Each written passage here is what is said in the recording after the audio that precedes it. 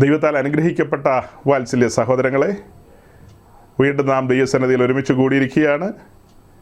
കഴിഞ്ഞ കുറേ ആഴ്ചകളായി, കുറേ മാസങ്ങളായി നാം ഒരുമിച്ച് ചിന്തിച്ചുകൊണ്ടിരിക്കുന്ന വിഷയമാണ് ക്രൂശിൻ്റെ ശത്രുക്കൾ എന്ന് പറയുന്ന ഒരു വിഷയം. അങ്ങനെ ആ വിഷയങ്ങൾ ചിന്തിച്ച് മുൻപോട്ട് വന്ന് കഴിഞ്ഞ 1-2 ആഴ്ചയായി 2 കൊരിന്ത്യർ ലേഖനം 8-ാം അധ്യായത്തിലെ വിസ്തൃതമായ വാക്യത്തിന് മുമ്പാകെയാണ് നാം എത്തിപ്പെട്ടത്. ഏറ്റവും പ്രസിദ്ധമായൊരു വാക്യം, അനേകരെ ബലപ്പെടുത്തിയിട്ടുള്ള, അനേകരെ ശക്തിപ്പെടുത്തിയിട്ടുള്ളൊരു വാക്യം. ആ വാക്യത്തിൻ്റെ പ്രത്യേകത എന്താ? നമ്മുടെ കർത്താവ് യേശുക്രിസ്തു സമ്പന്നനായിരുന്നിട്ടും അവൻ്റെ ദാരിദ്ര്യത്താൽ നാം സമ്പന്നരാകേണ്ടതിന് നമ്മുടെ മേൽ പകരപ്പെട്ട കൃപയെക്കുറിച്ചാണ് 9-ാം വാക്യത്തിൽ പറയുന്നത്. അപ്പം ആ കാര്യങ്ങളെക്കുറിച്ച് കഴിഞ്ഞ 2 ആഴ്ചയായി നാം ചിന്തിക്കുകയായിരുന്നു.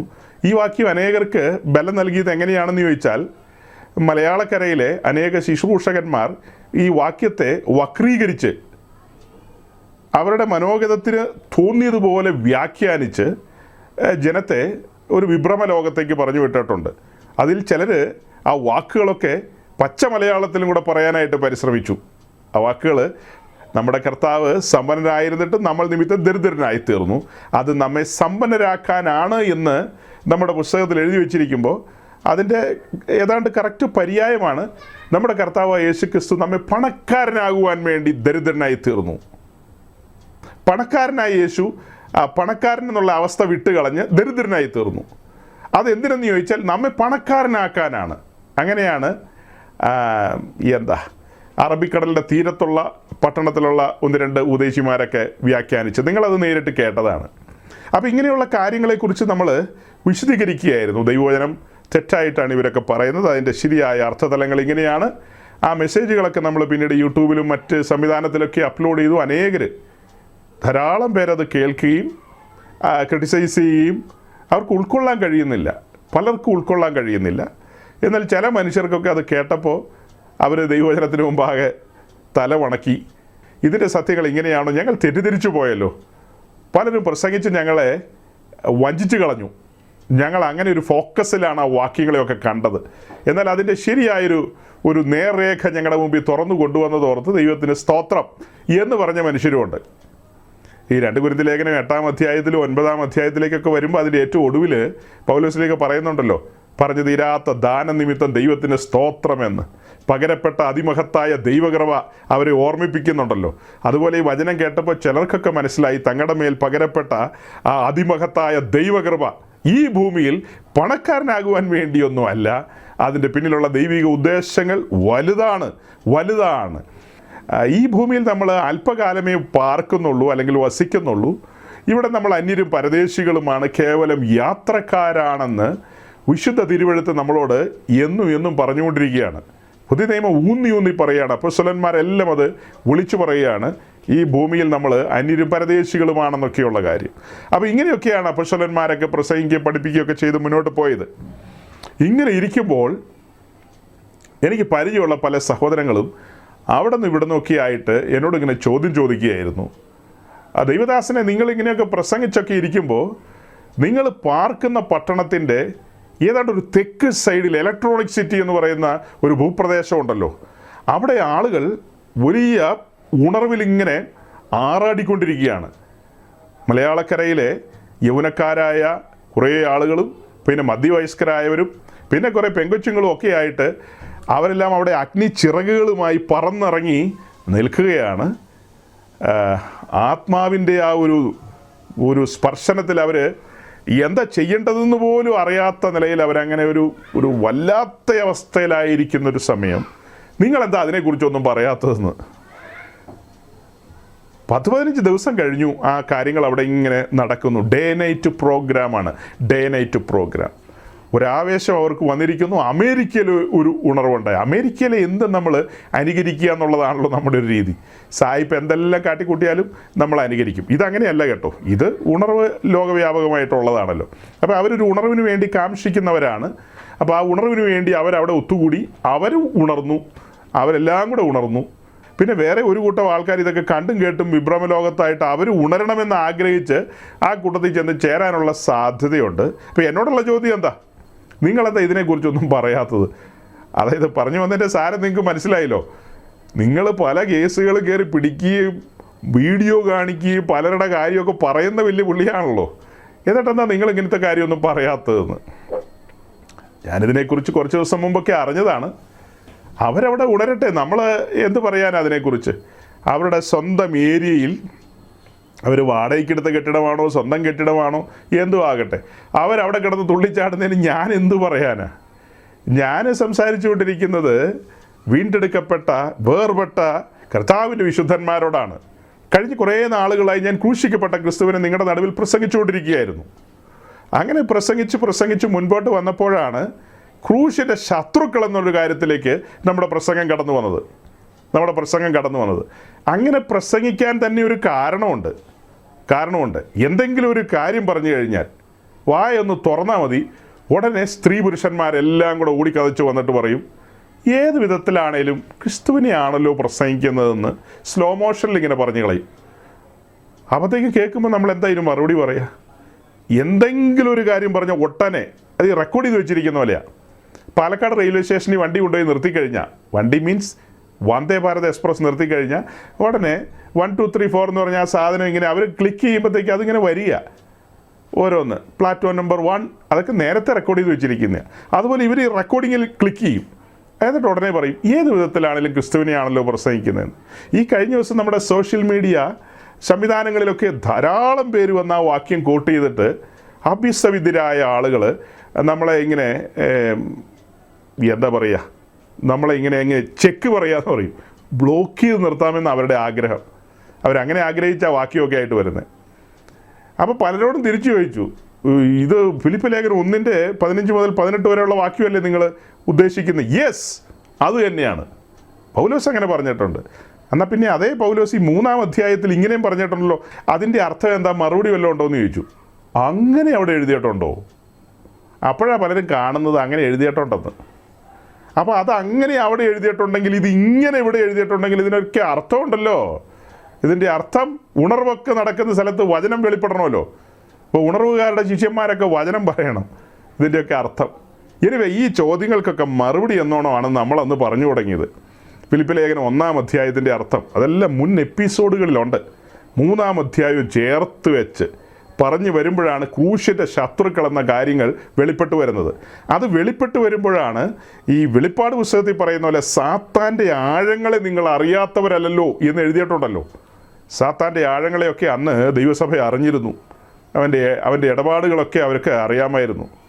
സാത്താൻ തന്ത്രശാലിയാണ്. അതേസമയം തന്നെ അവൻ ഉപായിയായിട്ട് കടന്നു വരും. അവൻ തെറ്റിക്കുന്നവനാണ്. മറ്റൊരു ഭാഷയിൽ പറഞ്ഞാൽ അവൻ അലറുന്ന സിംഹം പോലെയൊക്കെ വരും. അപ്പോൾ പല നിലകളിൽ വരും. അവൻ്റെ പരിപാടികളും വേലത്തരങ്ങളും മനുഷ്യരിലൂടെയാണ് വെളിപ്പെടുത്തുന്നത്. ദൈവത്തിൻ്റെ പ്രമാണങ്ങളെ മറിക്കുക, സത്യദൈവത്തിന് പോകേണ്ട ആരാധന, അത് വ്യവസ്ഥയിലല്ലാതെ ആരാധന സ്വീകരിക്കില്ല തമ്പുരാൻ. അപ്പോൾ വ്യവസ്ഥ തെറ്റിച്ചു കഴിഞ്ഞാൽ പിന്നെ ആ ആരാധനയൊക്കെ തൻ്റെ പക്കലേക്ക് വരും. അതുകൊണ്ട് വ്യവസ്ഥ തെറ്റിക്കുക എന്നുള്ളതാണ്, ചട്ടവും പ്രമാണവും ഉടയ്ക്കുക എന്നുള്ളതാണ് ശൈത്താൻ്റെ ആഗ്രഹം. ക്രൂശിൻ്റെ ശത്രുക്കൾ എന്നുള്ള വിഷയം നമ്മൾ പഠിച്ചു വരുമ്പോൾ ചില മനുഷ്യരെയൊക്കെ നമ്മൾ കണ്ടു, അവരുടെ തെറ്റായ ഉപദേശവും പഠിപ്പിക്കലും ഒക്കെ. അതിലൂടെ നമ്മൾ അവരെയൊന്നും അല്ല കാണുന്നത്. നമ്മൾ കണ്ടത് എന്താ? സാത്താൻ ദൈവസഭയെ തകർക്കാൻ വചനവുമായിട്ട് വരുന്നതാണ് കണ്ടത്. അല്ലാതെ അവരെ മുൻനിർത്തിക്കൊണ്ട് അവരെ ക്രിട്ടിസൈസ് ചെയ്യുമൊന്നും അല്ല നമ്മൾ ചെയ്തത്. ചില എന്താ പറയുക, നിരക്ഷര കുക്ഷികളായ ചില സാധുക്കൾക്ക് ഒതൊക്കെ കേട്ടു പോയോ അഭിഷിക്തന്മാർക്കെതിരെ പറഞ്ഞെന്നൊക്കെ. നമുക്കിവിടെ ഒരു അഭിഷിക്തൻ്റെ കാര്യവും പറയാനില്ല. കർത്താവിൻ്റെ നിയതമായ പദ്ധതികളെ തകർക്കാനായിട്ട്, കാര്യങ്ങളെ വഴിതിരിക്കാനായിട്ട് സാത്താൻ പരിശ്രമിക്കുന്ന കാര്യങ്ങളെയാണ് നമ്മൾ കണ്ടത്.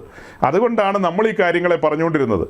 അപ്പോൾ അതിനിടയിലാണ് എന്നോട് ഈ ചോദ്യം ചോദിക്കുന്നത്, നിങ്ങളെന്താ അവരുടെ ഒന്നും കാര്യം പറയാത്തതെന്ന്.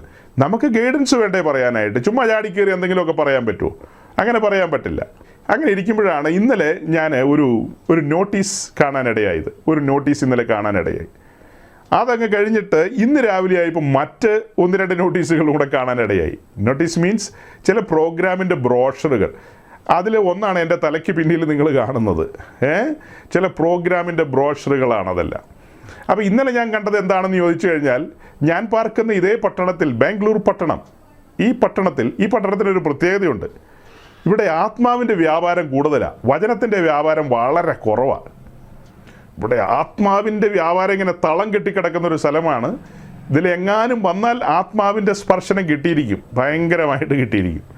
പക്ഷെ വചനത്തിൻ്റെതായ യാതൊരു വെട്ടവും വെളിച്ചവും ഈ പട്ടണത്തിൽ കിട്ടാനില്ല. ഇനി എങ്ങനെയെങ്കിലും വെട്ടവും വെളിച്ചവും കത്തിക്കാമെന്ന് വിചാരിച്ച ആളുകൾ പറയും വേണ്ട വേണ്ട, ഇവിടെ വീട്ടിലാളില്ല, പൊക്കോളാൻ പറയും, ഗേറ്റ് അടയ്ക്കും അവർ. വീട്ടിലാളില്ല, കണ്ടിട്ടില്ലേ അങ്ങനെ പറയുന്നത് കണ്ടിട്ടില്ലേ? വീട്ടിലാളില്ല, ഗേറ്റ് അങ്ങ് അടയ്ക്കും, പൊക്കോ പൊക്കോ പൊക്കോ, അടുത്ത വീട്ടിലേക്ക് പൊക്കോ. അതെന്താ പറഞ്ഞത്? അത് നമ്മളെങ്ങനെ നിങ്ങൾ തെറ്റിദ്ധരിച്ചു. നിങ്ങൾ തെറ്റിദ്ധരിച്ചു. ചില സാധുക്കളായ മനുഷ്യർ വരുമ്പോൾ ചില മനുഷ്യർ പട്ടിണി അഴിച്ചു വിടുന്ന കാര്യവും ഇവിടെ വീട്ടിലാളില്ല എന്ന് വീട്ടിലെ ആൾക്കാർ തന്നെ പറയും. അതായത് ഒരു വെള്ളിരൂപ കൊടുക്കാൻ മനസ്സില്ലാത്തതുകൊണ്ട് അങ്ങനെ പറയും. അതായിരിക്കും ചിന്തിച്ചത്. ഞാനതല്ല പറഞ്ഞു വന്നത്. ഞാൻ പറഞ്ഞു വന്ന ഈ സുവിശേഷ വേലയുമായിട്ടൊക്കെ ദൈവദാസന്മാർ, ദൈവജനം ചില വീടുകളിലൊക്കെ ഇങ്ങനെ കയറും.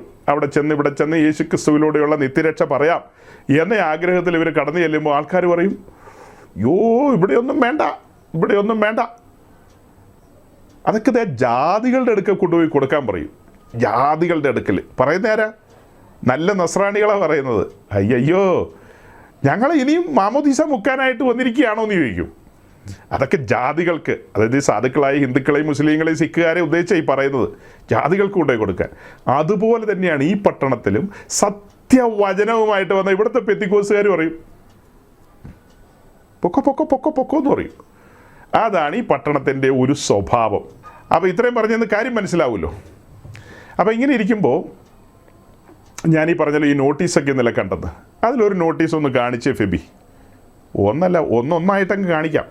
സഹോദരങ്ങളെ, ഈ ബ്രോഷർ അല്ലെങ്കിൽ ഈ നോട്ടീസ് ഞാൻ ഇന്നലെയാണ് കാണാനിടയായത്. ആ നോട്ടീസിൻ്റെ ഏറ്റവും അടിയിലൊരു ലൈനുണ്ട്, അത് നിങ്ങൾക്ക് വായിക്കാൻ പറ്റുമെന്ന് എനിക്ക് തോന്നുന്നില്ല. ആ നോട്ടീസിൻ്റെ ഏറ്റവും അടിയിൽ എഴുതിയിരിക്കുന്നത് കഴ്സ് ബ്രേക്കിംഗ് മിനിസ്ട്രി അല്ലെങ്കിൽ ശുശ്രൂഷ മെയ് മാസം 1-ാം തീയതി നടക്കും. അതിപ്പോൾ ഓൾറെഡി നടന്നു കഴിഞ്ഞു. മെയ് മാസം 1-ാം തീയതി കഴിഞ്ഞല്ലോ. അപ്പോൾ ഒത്തിരി ആളുകളുടെ കഴ്സ് അഥവാ ശാപം മുറിഞ്ഞു പോയിട്ടുണ്ട്. അപ്പോൾ അതാണ് നോട്ടീസിൻ്റെ അടിയിൽ കാണുന്നത്. അത് ഇവിടുത്തെ ബാംഗ്ലൂരിലെ ഈ ന്യൂ ജനറേഷൻ പെന്തിക്കോസ് ഗ്രൂപ്പിൽപ്പെട്ട ഇപ്പോൾ അവിടെ ചാടുന്നു എന്ന് പറയുന്ന യൗവനക്കാരൊക്കെ ഉണ്ടല്ലോ, യൗവനക്കാരും മധ്യവയസ്കരും ആൺപിള്ളേരും പെൺപിള്ളേരും, അവരുടെ എല്ലാം തറവാടെന്ന് പറയും. തറവാട്ടിലെ കാർന്നവർ അല്ലെങ്കിൽ ആ ഗോഡ് ഫാദർ, അവരുടെ എല്ലാം ഗോഡ് ഫാദർ അദ്ദേഹം റിലീസ് ചെയ്തിരിക്കുന്ന നോട്ടീസാണ് കഴ്സ് ബ്രേക്കിംഗ് മെയ് 1-ാം തീയതി. അപ്പോൾ ഞാനിങ്ങനെ സൂക്ഷിച്ച് നോക്കിയപ്പോൾ അപ്പോൾ ഏറ്റവും അടിയിലത്തെ റോ എന്ന് കണ്ടേക്കാം. അത് എന്നിട്ട് നമുക്ക് മുകളിലേക്ക് പോകാം. ഏറ്റവും അടിയിലത്തെ റോ, യെസ്, അവിടെ നോക്കിയപ്പോൾ ഒരു ചെന്നിത്തലക്കാരൻ പാസ്റ്റർ താടി വെച്ചിരിപ്പുണ്ട്. ഏറ്റവും അടിയിലത്തെ അതിലെ ആദ്യത്തെ പേര് ചെന്നിത്തലക്കാരനൊരു പാസ്റ്ററാണ്. ഞാൻ കുറച്ചുകൂടെ സൂക്ഷിച്ച് നോക്കി കഴിഞ്ഞപ്പോൾ അപ്പോൾ അദ്ദേഹത്തിലേക്ക് സൂക്ഷിച്ച് നോക്കുമ്പോൾ ഒരു ബാക്ക്ഗ്രൗണ്ടിൽ നിന്നൊരു മ്യൂസിക് വരും. അഴലേറും ജീവിത വരുവിൽ നീ തളരുകയോ സഹജൈ. പിന്നെ എന്നതാ അതിനിടയ്ക്കൊക്കെ ഉണ്ടല്ലോ, ചേലോട് തന്ത്രങ്ങൾ ഓതിടുവാൻ ചാരന്മാരുണ്ടധികം, അങ്ങനെയല്ലേ? അപ്പോൾ ഇങ്ങനെ നമ്മൾ ചിന്തിച്ചു കഴിഞ്ഞപ്പോൾ അദ്ദേഹത്തിൻ്റെ പിതാമഹനാണ്, അതായത് നമ്മുടെ പ്രിയങ്കരനായ മുട്ടൻകീറീച്ചൻ്റെ കൊച്ചുമോനാണത്. മുട്ടൻകീറീച്ചൻ ഒരു കാലഘട്ടത്തിൽ സുവിശേഷവേലയിൽ ഒത്തിരി കഷ്ടങ്ങൾ സഹിച്ച മനുഷ്യനാണ്. ആ കാലഘട്ടത്തിൽ അദ്ദേഹം എഴുതിയ പാട്ടാണ് ഈ പറഞ്ഞ പാട്ടും, പിന്നെ ഒത്തിരി പാട്ടുമൊക്കെ എഴുതിയിട്ടുണ്ട്. അതിൽ ഈ പാട്ട് ഇങ്ങനെ വിഖ്യാതമാകാനുള്ള കാരണം തൻ്റെ കുഞ്ഞുങ്ങളും തൻ്റെ ഭാര്യയും ഒക്കെ വളരെ പ്രതിസന്ധികളിലൂടെ കടന്നുപോയ ഒരു കാലഘട്ടം. അത് ഈ ബാംഗ്ലൂരിലുള്ള ആ വലിയ അച്ചായി അദ്ദേഹത്തെ സംബന്ധിച്ച് പറഞ്ഞാൽ ആ കാലം ഈ പറഞ്ഞ ഈ മുട്ടൻകീറീച്ചൻ ശാപത്തിന് കീഴിലായിരുന്നു. ക്രിസ്തുവിലേക്ക് വന്നൊരു വ്യക്തിയുടെ ജീവിതത്തിൽ ഒരിക്കലും അങ്ങനെ ഉണ്ടാകാൻ പാടില്ല. മുട്ടൻകീറീച്ചൻ ശാപത്തിന് കീഴിലായിരുന്നൊരു കാലഘട്ടത്തിൽ എഴുതിയ പാട്ടാണത്. അന്ന് ഇദ്ദേഹത്തിന് നേരിട്ട് അദ്ദേഹത്തെ പരിചയം ഉണ്ടായിരുന്നെന്ന് എനിക്കറിയില്ല. ഉണ്ടായിരുന്നെങ്കിൽ ആ ശാപം മുറിച്ചു കൊടുക്കാമായിരുന്നു. അപ്പോൾ ഇതെങ്ങനെയാണ് ഇതൊക്കെ ഇങ്ങനെ കൂടിച്ചേരുന്നതെന്നുള്ളതാണ്. മക്കളും കൊച്ചുമക്കളും ഇതൊക്കെ നമുക്ക് ചിന്ത വേണ്ടേ? ഞങ്ങളുടെ അപ്പന്മാർ, ഞങ്ങളുടെ പിതാക്കന്മാർ, പൂർവന്മാർ എന്ത് ഉപദേശത്തിന് വേണ്ടി നിന്നോ, എന്ത് സത്യത്തിന് വേണ്ടി നിന്നോ, അതുമായിട്ട് ഒരു പൊരുത്തമില്ലാത്ത കാര്യത്തിൽ ഞങ്ങൾ ഇന്ന് പോയി കെട്ടിപ്പിടിക്കുന്നത് ശരിയാണോ എന്നൊക്കെ ചിന്തിക്കണ്ടേ? അതിൻ്റെ ഏറ്റവും അങ്ങേയറ്റത്ത് ഒരു ചെറുവക്കലുകാരനൊരു ഉപദേശിയിരിപ്പുണ്ട്. അദ്ദേഹത്തിൻ്റെ അപ്പൻ കൊട്ടാരക്കരയിൽ നിന്ന് അങ്ങ് പുനലൂർ വരെ നടന്നു പോയൊരു ചരിത്രം ഞാൻ കേട്ടിട്ടുണ്ട്. പുനലൂർ വരെ നടന്നു പോകുമ്പോൾ ഇടയ്ക്ക് എവിടെയോ വെച്ച് ഒരു കാളവണ്ടിയിൽ കയറാൻ അവസരം കിട്ടിയ കാര്യവും വളരെ കട്ട സഹിച്ചതും വഴിക്കുന്നെങ്ങാണ്ട് വെള്ളം കോരി കുടിച്ചതും അങ്ങനെയൊക്കെ ഒത്തിരി ചരിത്രങ്ങളുണ്ട്. ഇനി അതിൻ്റെ മുകളിലേക്ക് നോക്കിക്കഴിഞ്ഞാലോ, ഏറ്റവും മുകളിലേക്ക് നോക്കിയാൽ ഫസ്റ്റ് റോയിലേക്ക് നോക്കുമ്പോൾ ആദ്യം കാണുന്നയാളാണ് അദ്ദേഹത്തിൻ്റെ ആവർത്തന പുസ്തകം 28-ാം അധ്യായത്തിലെ ആ വിശദീകരണത്തിന് നമ്മൾ ഈ ആഴ്ച ഒരു വിശദീകരണം തരാമെന്ന് പറഞ്ഞിരുന്നതാണ്. പക്ഷെ ഇന്ന് അങ്ങനത്തെ ഒരു ടോപ്പിക്കല്ല, അടുത്ത ആഴ്ച നമുക്കതിലേക്ക് പോകാം. പിന്നെ തൊട്ടപ്പുറം ഇരിക്കുന്ന ഉപദേശി എന്ന് പറയുന്നതാണ് ഈ അബ്രഹാമിന് ബദാം വടി കൊടുത്ത ഉപദേശി. പിന്നെ അവരാരൊക്കെയോ ബാക്കിയുള്ളവരൊക്കെ വിട്ടേരെ, ആ നോട്ടീസ് അങ്ങ് മാറ്റി വിട്ടേരെ. അപ്പോൾ ഇന്നലെ ഞാൻ ഇതൊക്കെ കണ്ടു കഴിഞ്ഞപ്പോൾ അത്ഭുതപ്പെട്ടു പോയി. ഈ പറയപ്പെടുന്ന ഉപദേശിമാരൊക്കെ ക്രിസ്തീയ ജീവിതത്തിൽ ശാപങ്ങളുണ്ടെന്നുള്ള ആ വിഷയത്തിൽ ഐക്യദാർഢ്യം പ്രഖ്യാപിക്കുന്നവരല്ലേ? നമ്മൾ ഇവരെ ഒന്നും മോശമാക്കാൻ വേണ്ടി പറഞ്ഞതല്ല കേട്ടോ. ഇത് പബ്ലിക്കിലുള്ള സോഷ്യൽ മീഡിയയിൽ സഞ്ചരിക്കുന്ന ഒരു പരസ്യമാണിത്, മീറ്റിങ്ങിൻ്റെ പരസ്യമാണ്. ആ പരസ്യത്തിലേക്ക് എല്ലാവരും സൂക്ഷിച്ച് നോക്കുന്നില്ല. നമുക്ക് അങ്ങനത്തെ ഒരു സ്വഭാവം തമ്പുരാൻ തന്നുപോയി, എന്ത് ചെയ്യാൻ പറ്റും? സൂക്ഷിച്ച് നോക്കിയപ്പോഴാണ് കാണുന്നത് കഴ്സ് ബ്രേക്കിംഗ്, ശാപം മുറിക്കലുണ്ടെന്ന്. നമ്മളാണെങ്കിൽ അതിനെതിരെ പ്രസംഗിക്കുന്ന പാർട്ടികളാണ്, അതിനെതിരെ പ്രസംഗിക്കുന്നവരാണ്. അപ്പോൾ അതിനോട് ഐക്യദാർഢ്യം പ്രഖ്യാപിക്കുന്ന ഒരാളോട് ഒരു സന്ധിയുമില്ല, നമുക്ക് ഒരു സന്ധിയുമില്ല. കാരണം എന്താ? ഈ അനുഗ്രഹം ശാപം എന്നൊക്കെ പറയുന്ന കാര്യത്തിലൊക്കെ ഇവർക്ക് രക്ഷയുടെ ആഴം മനസ്സിലായിട്ടില്ലെന്നുള്ളതാണ് നമ്മൾ പബ്ലിക്കലി പറയുന്നത്. രക്ഷയുടെ ആഴം നമ്മളെപ്പോഴും പറയുന്നൊരു കാര്യം എന്താ? അംബാനിയുടെ ആ കൊട്ടാരത്തിൽ കിടന്നുകൊണ്ട് യേശു ക്രിസ്തുവിനെ സ്വന്തം രക്ഷിതാവും കർത്താവുമായി സ്വീകരിക്കാം. അംബാനിക്ക് ഒരു തടസ്സമില്ല സഹോദരങ്ങളെ. നിങ്ങൾ പറയുന്നത് യേശുവിനെ സ്വന്തം രക്ഷിതാവും കർത്താവുമായി സ്വീകരിക്കുന്നതിന് ഒരു 10-25 ബുൾഡോസറുകൾ വന്ന് ആ ആൻറ്റീല, ബോംബെയിലെ ആൻറ്റീല എന്ന് പറയുന്ന കെട്ടിടം ഇടിച്ച് നിരത്തി തരിപ്പണമാക്കി ആ കുപ്പക്കുന്നിൻ്റെ മുകളിൽ നിന്നുകൊണ്ട് മുകേഷ് അംബാനി പറയുകയാണ്, എല്ലാം ഞാൻ തകർത്തു, ഇനി യേശു എൻ്റെ രക്ഷിതാവ്. ഇതിൻ്റെ ഒന്നും ആവശ്യമില്ല, അതൊന്നും തകർക്കണ്ട, അതൊക്കെ അവിടെ നിൽക്കട്ടെ. ആ മുറിക്കകത്തിരുന്നു കൊണ്ട് മിസ്റ്റർ അംബാനി, താങ്കളുടെ രക്ഷകനും വീണ്ടെടുപ്പുകാരനുമായി യേശു ക്രിസ്തുവിനെ സ്വന്തം രക്ഷിതാവായി സ്വീകരിക്കാം. കുറച്ച് ദൂരെ അങ്ങ് സൂക്ഷിച്ച് നോക്കിയാൽ അവിടെ ധാരാവിയുണ്ട്. ആ ധാരാവിയിലെ ആ ചേരിക്കകത്ത്, പണ്ട് കാലത്തെ രീതിയല്ല ധാരാവിയൊക്കെ ഭയങ്കര ഹൈടെക് ആയി എന്നാണ് കേട്ടത്. രതീഷിനോട് ചോദിച്ചാറേ, രതീഷ് ആ വഴിക്കെല്ലാം പോകാറുണ്ട്, ആർക്കറിയാം. അപ്പോൾ ധാരാവിയൊക്കെ ഹൈടെക് ആയിരിക്കുന്നു. എന്നാലും ഞാൻ പഴയ രീതി വെച്ച് പറയാം.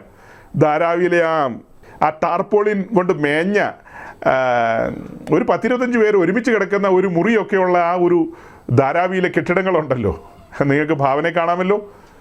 അവിടെ വളരെ കഷ്ടം സഹിച്ചുകൊണ്ടൊരു മനുഷ്യൻ ധാരാവിയുടെ ഏറ്റവും ഒരു കോണിൽ അഴുക്കുചാലിൻ്റെ സൈഡിൽ അതിൻ്റെ ആ ഷെൽട്ടർ, ആ കൂര. അപ്പോൾ ആ കൂരയ്ക്കകത്ത് ഈ മനുഷ്യൻ കിടക്കുക. മറ്റേ പുള്ളി ആൻറ്റീലയിലാണ് കിടക്കുന്നത്.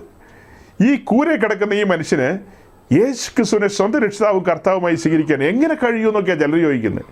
നിശ്ചയമായും കഴിയും. അതാണ് ഞങ്ങളുടെ ഉപദേശം, അതാണ് ഞങ്ങളുടെ പഠിപ്പീര്. ആ കൂരയ്ക്കകത്ത് കിടന്നുകൊണ്ടും ആ മനുഷ്യന് ദൈവസന്നിധിയിൽ മുഴങ്കാൽ മടക്കാം, നിശ്ചയമായും മടക്കാം. തൻ്റെ പാപങ്ങളെ ഏറ്റുപറയാം, കടുംചുവപ്പായ തൻ്റെ പാപങ്ങളെ, ആ ആദാമിലുള്ള തൻ്റെ ജീവിതം തിരിച്ചറിഞ്ഞുകൊണ്ട് ദൈവസന്നിധിയിൽ ഏറ്റുപറഞ്ഞ് ക്രമീകരണം പ്രാപിച്ച് തകർന്നു നുറുങ്ങിയ ഹൃദയത്തോടെ തൻ്റെ സൃഷ്ടാവിനെ സ്വീകരിക്കാൻ അങ്ങനെ ഒരു സമർപ്പണത്തിലേക്ക് വരാൻ കഴിയും. അതിനാ കൂര ഇടിച്ചു പൊളിക്കുകയൊന്നും വേണ്ട. അവിടെ ഇനി മുകേഷ് അംബാനിയുടെ കൊട്ടാരം പോലത്തെ കൊട്ടാരം കെട്ടിയിട്ട് യേശുവിനെ സ്വീകരിക്കുക, അങ്ങനെ ഒരു ഉപദേശമില്ല സഹോദരങ്ങൾ. അപ്പം മുകേഷ് അംബാനിക്കും ഈ ദൈവരാജ്യത്തിലേക്ക് വരാം, ഈ പറയപ്പെട്ട സാധു മനുഷ്യനും വരാം. അപ്പോൾ ഇനി ഞാൻ ആ സാധു മനുഷ്യനെ ഒന്നോടെ എടുക്കാം.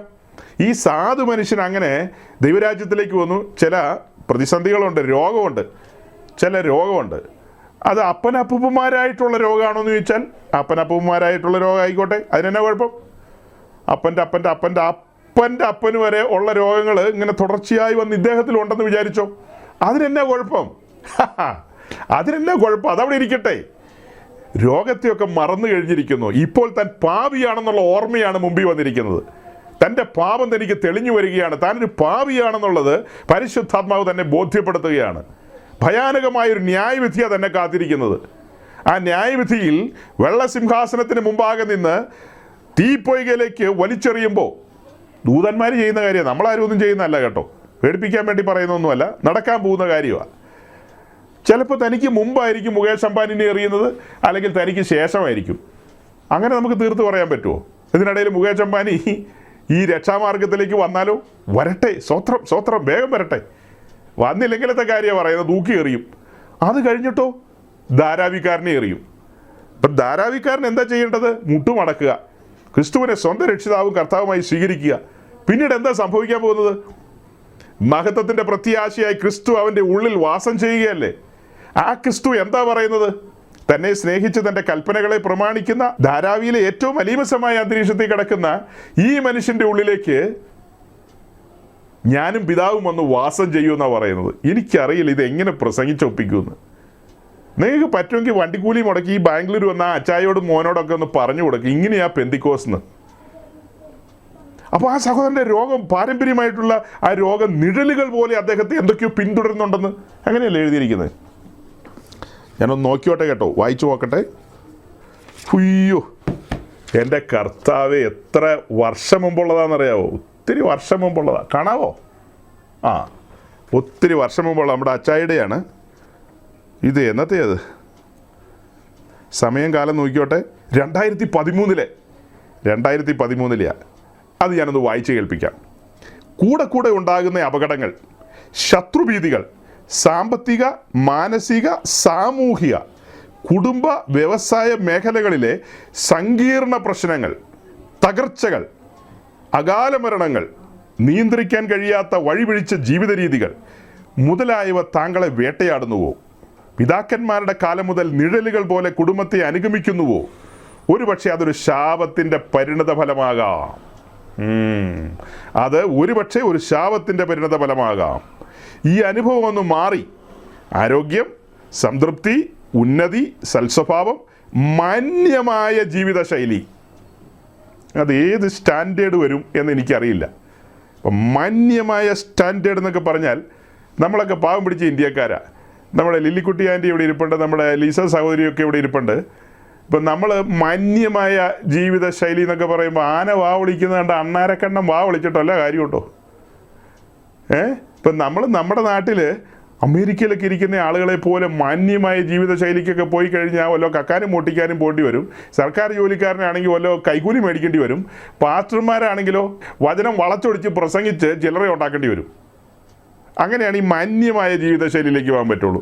അല്ലെങ്കിൽ പൗലോസ് പറയുന്ന പോലെ ഉള്ളത് കൊണ്ട് തൃപ്തിപ്പെടുക, ഞാൻ നിന്നെ ഒരു നാളും ഉപേക്ഷിക്കില്ല. അതാണ് അതിൻ്റെ ഒരു ശൈലി. എന്തുവാകട്ടെ, മാന്യമായ ജീവിതശൈലി ഇവ തന്ന് നിങ്ങളെ അനുഗ്രഹത്തിലേക്ക് മാറ്റുവാൻ കഴിയുന്ന ജനകോടികളെ അനുഗ്രഹിച്ച യേശുക്രിസ്തുവിന് കഴിയും. പിന്നെ ഈ സഭയുടെ ഭാഗമായി നടക്കുന്ന ശാപവിമുക്തി ശുശ്രൂഷയിൽ വിശ്വാസത്തോടെ പങ്കെടുക്കൂ, ശാപമെല്ലാം മുറിച്ച് കൈ തരും. ഞാനിങ്ങനെ 2013 ഇങ്ങനെ അന്നത്തെ ഒരു സാഹചര്യത്തിൽ മുറിച്ച് വെച്ചതാണ്. അതിപ്പോൾ എന്തായാലും നിങ്ങളെന്ന് വായിച്ച് കേൾപ്പിക്കാൻ പറ്റി. അപ്പോൾ നിഴലുകൾ പോലെ എന്തോ പിന്തുടരുന്നുണ്ടെന്നാണ് ഇവർ പറയുന്നത്. എങ്ങനെയാ? അപ്പോൾ നിഴലുകൾ പോലെ എന്തൊക്കെയോ പിന്തുടരുന്നു. നിഴൽ എപ്പോഴും നമ്മളെ പിന്തുടരും. ഞാൻ ഇരിക്കുന്നിടത്തൊക്കെ നിഴലുണ്ട്, ഇവിടെ എല്ലാം നിഴലുണ്ട്. നിഴലൊക്കെ ഉണ്ടായിരിക്കും സഹോദരങ്ങൾ. സുവിശേഷത്തിൻ്റെ മുമ്പിൽ എന്ത് നിഴൽ നിൽക്കുന്ന നിങ്ങളീ പറയുന്നത്? സുവിശേഷം അതിൻ്റെ ശക്തിയിൽ കടന്നു വരുമ്പോൾ എല്ലാ നിഴലുകളും തകരും. നിഴലോ? അപ്പോൾ അത് കഴിഞ്ഞിട്ട് ജീവിതത്തിൽ സാമ്പത്തിക പ്രതിസന്ധികളുണ്ടാകാം, രോഗങ്ങൾ കടന്നു വരാം, പലതും സംഭവിക്കാം. അതിനെയൊക്കെ പുഞ്ചിരിയോടെ നേരിടണം. അതിനല്ലേ 5 വിധ ശുശ്രൂഷകരെ ഈ പുട്ടും കടലയും തന്ന് നിർത്തിയിരിക്കുന്നതിനകത്ത്. ഈ 5 വിധ ശുശ്രൂഷകരെ നിർത്തിയിരിക്കുന്നത് എന്തിനാണെന്നാണ് വിചാരിച്ചത്? ഇങ്ങനെ വിശ്വാസത്തിലേക്ക് കടന്നു വന്ന ആളുകൾ അധൈര്യപ്പെട്ടു പോകാതെ, അവർ ക്ഷീണിച്ചു പോകാതെ, മടുത്തു പോകാതെ അവർ ധീരമായി നിർത്തണം. ഇന്ത്യൻ പട്ടാളക്കാർ പാകിസ്ഥാനോട് യുദ്ധം ചെയ്യാൻ പോവുക.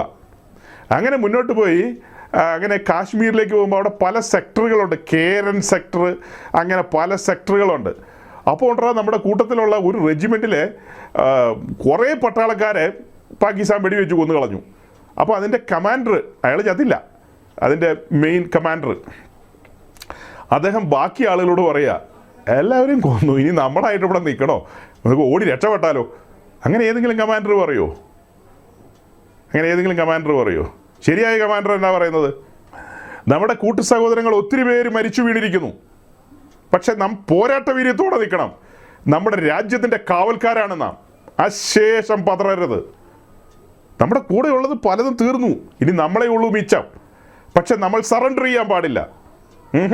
സറണ്ടർ ചെയ്യാൻ പാടില്ല. അങ്ങനെ ഒരു വാക്ക് നമ്മുടെ നിഘണ്ടുവിലില്ല. സറണ്ടർ ചെയ്യാൻ പാടില്ല, മുന്നേറണം, അങ്ങനെയല്ലേ പറഞ്ഞു കൊടുക്കുന്നത്. ബാക്കിയുള്ളവരെ കൂടെ ഉത്തേജിപ്പിച്ച് ധൈര്യപ്പെടുത്തി പടയ്ക്ക് മുന്നേറുകയാണ്. അങ്ങനെയാണ് ഈ കമാൻഡർമാരൊക്കെ ചെയ്യുന്നത്. എന്തെല്ലാം വാക്കുകൾ അവർ ഉപയോഗിക്കുന്നതെന്ന് അറിയാമോ? അന്നേരം അവരുടെ കൂടെയുള്ള പട്ടാളക്കാരെ ഉത്സാഹിപ്പിക്കാൻ വേണ്ടി അവർ എന്തെല്ലാം കാര്യങ്ങൾ പറയുമെന്നറിയാവോ? പല കാര്യങ്ങളും പറയും. അങ്ങനെയാണെങ്കിൽ ഈ 5 വിധ ശുശ്രൂഷയ്ക്ക് വിളിക്കപ്പെട്ട ആളുകൾ രോഗത്തിലും കഷ്ടത്തിലും പ്രതിസന്ധിയിലും സാമ്പത്തിക ഞെരുക്കത്തിലും ഒക്കെ കടന്നു പോകുന്ന ആളുകളോട് അവരോട് ദൈവവചനം പങ്കുവെച്ചു അവരെ ആത്മാവിൽ ബലപ്പെടുത്താൻ മേലെ പ്രവചന വരമൊക്കെയുള്ള ആളുകളെ കുറിച്ച് നമ്മൾ വായിക്കുന്നില്ലേ? അത് എന്തിനെന്നാണ് നമ്മൾ കൊരിന്ത്യർ ലേഖനത്തിൽ വായിക്കുന്നത്? അത് ആത്മീയ വർധനവിനും ആശ്വാസത്തിനും പിന്നെ എന്താ അങ്ങനെയുള്ള കാര്യങ്ങൾക്കല്ലേ പ്രവചനവരം തന്നിരിക്കുന്നത്? അല്ലേ? ആത്മീയ വർധനവിനല്ലേ, ആശ്വാസത്തിനല്ലേ? അപ്പോൾ ഈ പറഞ്ഞ വരങ്ങളുള്ള ആളുകൾ, ശുശ്രൂഷയ്ക്ക് വിളിക്കപ്പെട്ട ആളുകൾ, ഇവരെല്ലാം വചനത്തിലൂടെ ജനത്തെ ബലപ്പെടുത്തണം, പ്രോത്സാഹിപ്പിക്കണം. അതിനൊക്കെ തക്കതായ വാക്യങ്ങൾ നമ്മുടെ മുമ്പിലുണ്ട്. എനിവേ, ഞാൻ പറഞ്ഞു വരുന്നത് സഹോദരങ്ങളെ, ഇതാണ് ശരിയായ സത്യമാർഗം, യഥാർത്ഥ ഉപദേശം. ദൈവരാജ്യത്തിലേക്ക് വരുന്ന ഏതൊരു വ്യക്തിയുടെ ജീവിതത്തിലും പ്രതിസന്ധികൾ വരാം, രോഗങ്ങൾ വരാം, പലതും വരാം. മിസ്രൈമിൽ നിന്ന് വിടുവിക്കപ്പെട്ട് ചെങ്കടൽ കടന്ന് മരുഭൂമിയിലേക്ക് കടന്ന ഇസ്രായേലിൻ്റെ ജീവിതത്തിൽ ദൈവം പരിശോധനകൾ അയച്ചില്ലേ? പരിശോധനകൾ അയച്ചു, അവരെ താഴ്ത്തി പരിശോധിച്ചു. അവരുടെ ജീവിതത്തിൽ പ്രതിസന്ധികൾ കടന്നു വന്നിട്ടുണ്ട്. അതുപോലെ രക്ഷിക്കപ്പെട്ട് സ്നാനപ്പെട്ട് ദൈവകൃപയിൽ വന്നിരിക്കുന്ന ഏതൊരാളുടെ ജീവിതത്തിലും പ്രതിസന്ധികളൊക്കെ വരും. അങ്ങനത്തെ സാഹചര്യത്തിലൂടെ കടന്നു പോകുമ്പോൾ വചനത്തിൽ ബലപ്പെടണം, ആത്മാവിൽ ശക്തിപ്പെടണം, കൂട്ടു സഹോദരങ്ങൾ അവർക്ക് കൂട്ടായ്മ കൊടുക്കണം. അങ്ങനെയൊക്കെയാണ് മുന്നേറേണ്ടത്. അതിന് പകരം അതൊരു ശാപമാണോ എന്ന് ചിന്തിച്ച് ശാപം മുറിക്കാനായിട്ട് ഇങ്ങനെയുള്ള ആളുകളുടെ ഇടയിലേക്കൊക്കെ നടക്കുകയല്ല വേണ്ടത്. ഓക്കെ, ആ ഒരു നോട്ടീസ് അങ്ങ് പറഞ്ഞു വിട്ടു ഞാൻ. അപ്പോൾ സഹോദരങ്ങളെ, ഇപ്പം ഈ നോട്ടീസിൽ നിങ്ങൾ ചില മുഖങ്ങളൊക്കെ കാണും, നിങ്ങൾക്ക് പരിചയമുള്ള ആളുകളാണ്. ഇത് തിരുവനന്തപുരത്ത് അടുത്ത ഒരു 2 മാസത്തിനുള്ളിൽ നടക്കാൻ പോകുന്ന ഒരു ഗ്രൂപ്പിൻ്റെ ഒരു യോഗമാണ്, അല്ലെങ്കിൽ ഒരു ഉപവാസ പ്രാർത്ഥന പോലത്തെ മീറ്റിംഗാണ്. വളരെ വർഷങ്ങളായിട്ട് നടക്കുന്ന ഒരു പ്രോഗ്രാമാണ് അവരുടെ. അത് ഈ ബാംഗ്ലൂരിൻ്റെ ഒരു കേരളത്തിലെ ഒരു ബ്രാഞ്ച് എന്ന് വേണേൽ പറയാം. ബാംഗ്ലൂരുകാർ നിരന്തരമായി കടന്നു വന്ന് കൈകാര്യം ചെയ്യുന്നൊരു സ്ഥലമാണ് അവിടെ. ന്യൂജൻ ഗ്രൂപ്പുകളുടെ ഒരു ആസ്ഥാന മന്ദിരം എന്നൊക്കെ പറയാം, അങ്ങനെയൊക്കെ പറയുന്നൊരു സ്ഥലമാണത്. അവിടെ ആ മീറ്റിങ്ങിൽ കടന്നു വരുന്ന ആളുകൾ ആരൊക്കെയാണെന്ന് ചോദിച്ചാൽ, നമ്മുടെ ഒരു സമൂഹത്തിൻ്റെ പുനലൂരുകാരുടെ സൂപ്രണ്ടൻ്റുണ്ട്, പിന്നെ ഒരു ഷാരോങ്കാരനുണ്ട്, പിന്നെ നമ്മുടെ ഒരു മരിച്ചുപോയ ഒരു പ്രസിദ്ധനായ ഉപദേശിയുടെ മകൻ ഏറ്റവും മുകളിലിരിപ്പുണ്ട്, പിന്നെ നമ്മുടെ കൊരട്ടിക്കാരൻ ഉപദേശി, കൊരട്ടിയിലോ അങ്കമാലിയിലോ ചാലക്കുടിയിലോ ഒക്കെ താമസിക്കുന്ന താടിക്കാരൻ ഉപദേശിയുണ്ട്. അങ്ങനെ കുറേ പേരുണ്ട് അവരുടെ കൂട്ടത്തിൽ. പിന്നെ ഏറ്റവും താഴെ നമ്മുടെ ചിരിപ്പിക്കുന്ന ഉപദേശി ഇരിപ്പുണ്ട്. അതുമാത്രമല്ല, അതിൻ്റെ തൊട്ടപ്പുറേ കായംകുളത്തെ ഉപദേശി ഇരിപ്പുണ്ട്. കായംകുളത്തെ ഉപദേശിയുടെ തൊട്ടപ്പുറം ഇരിക്കുന്ന പുള്ളി കസേര എടുത്ത് തലയിൽ വയ്ക്കും. അതാണ് കുഴപ്പം. അപ്പോൾ നമ്മൾ ഇനി ഒരു 1-2 വീഡിയോ കൂടെ കാണും കേട്ടോ, 1-2 വീഡിയോ കൂടെ കാണും. ഇവിടെയൊക്കെ ഒന്ന് നോക്കി വെച്ചോ. ഏറ്റവും താഴെ കായംകുളം ഉപദേശിയുടെ തൊട്ടപ്പുറം ഇരിക്കുന്ന പുള്ളി വളരെ പ്രസിദ്ധനാണ്, നിങ്ങളൊക്കെ അറിയുന്നയാളാണ്.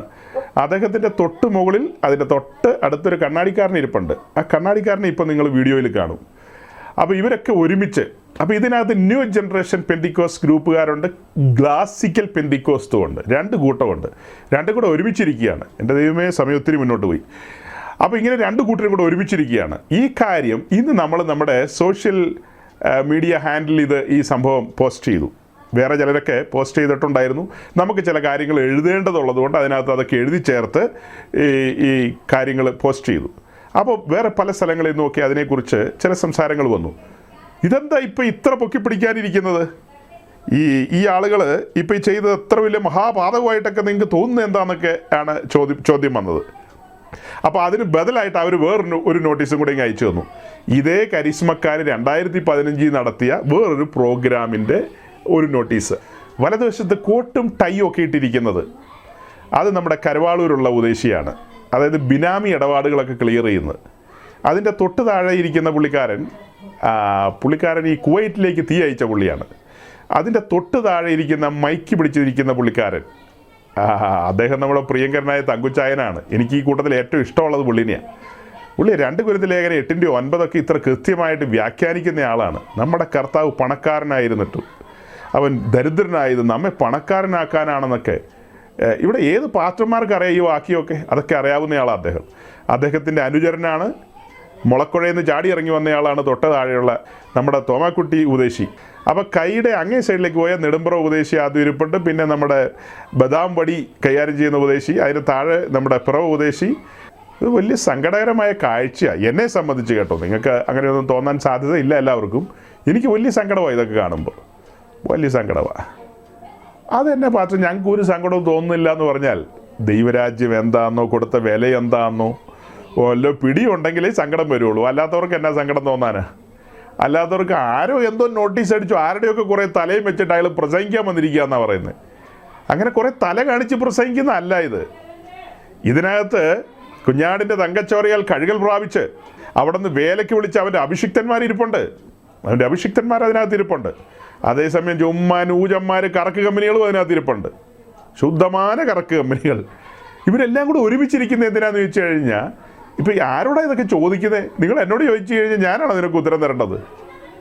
ഞാനും ചോദിക്കുന്നത് അതാ, ഇതൊക്കെ എന്താ ഇവരൊക്കെ ഇങ്ങനെ ഒരുമിച്ചിരിക്കുന്നതെന്നാണ്. അപ്പോൾ ഇന്ന് രാവിലെ നമ്മൾ ഈ നോട്ടീസ് പ്രസിദ്ധം ചെയ്തപ്പോൾ ആളുകൾ ചോദിക്കുക അതിനെന്താ ഇതിനും മാത്രം പറയാനിരിക്കുന്നതെന്ന്. ഇതിനും മാത്രം പറയാനിരിക്കുന്നത് എന്താണെന്ന് വെച്ച് കഴിഞ്ഞാൽ, ഈ കഴിഞ്ഞ ദിവസങ്ങളിൽ ഞാൻ പറഞ്ഞല്ലോ, ഇലക്ട്രോണിക് സിറ്റിയിലെ ആ ചെറുപ്പക്കാരുടെ ചാട്ടവും തുള്ളക്കും കണ്ടിട്ട് ആളുകൾ വീഡിയോകൾ ഇങ്ങനെ ലോകം മുഴുവൻ പ്രചരിപ്പിക്കുക. ഭയങ്കര കുഴപ്പമാണ് ഇവരൊക്കെ പറയുന്നത്. ആ വീഡിയോകൾ പ്രചരിപ്പിച്ച് എല്ലാവരും പറയുന്നത് കുഴപ്പമാണെന്നാണ് പറയുന്നത്. കുഴപ്പമാണ്, വീഡിയോയിൽ കാണുന്ന ഒന്നും ശരിയല്ലെന്നാണ് പറയുന്നത്. അപ്പോൾ ഒന്ന് രണ്ട് വീഡിയോ കൂടെ കണ്ടിട്ട് നമുക്ക് വേഗം കാര്യത്തിലേക്ക് വരാം. വീഡിയോയിൽ കാണുന്നവരും ഇതിനകത്തിരിപ്പുണ്ട്, ഇവരും അതിനകത്തിരിപ്പുണ്ട്.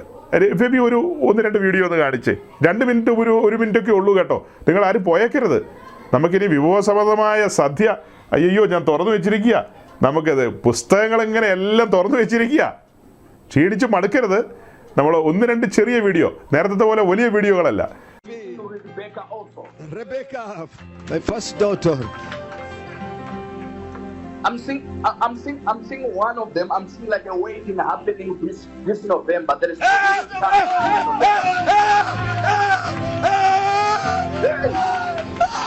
in the name of Jesus. Fire വിങ്സിൽ ഭിന്നിച്ചാൻ വിളിച്ചു പറഞ്ഞ സാധന ഞാൻ ഓടിപ്പോയതിനെ പിടിച്ചു. ഇതെന്നെ വരല്ലേ റോബിനെ വരല്ലേ, നീ അവിടെ നിൽക്കണേ, എനിക്ക് നിന്നെ പേടിയാ. അവിടെ നിൽക്കാൻ ഞാൻ പ്രാർത്ഥിക്കാണോ?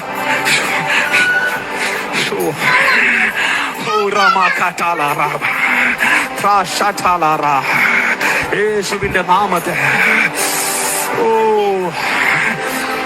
അവന്റെ സോക്സങ്ങൂരിയെ യേശുവിന്റെ നാമത്തിൽ, യേശുവിന്റെ നാമത്തിൽ ആ വെള്ളം കുപ്പിയെടുത്തേ, എന്തായാലും വന്ന് പിടിച്ചല്ലേ നീ. യേശുവിന്റെ നാമത്തിൽ അത് നിന്റെ മേൽ കിടക്കട്ടെ.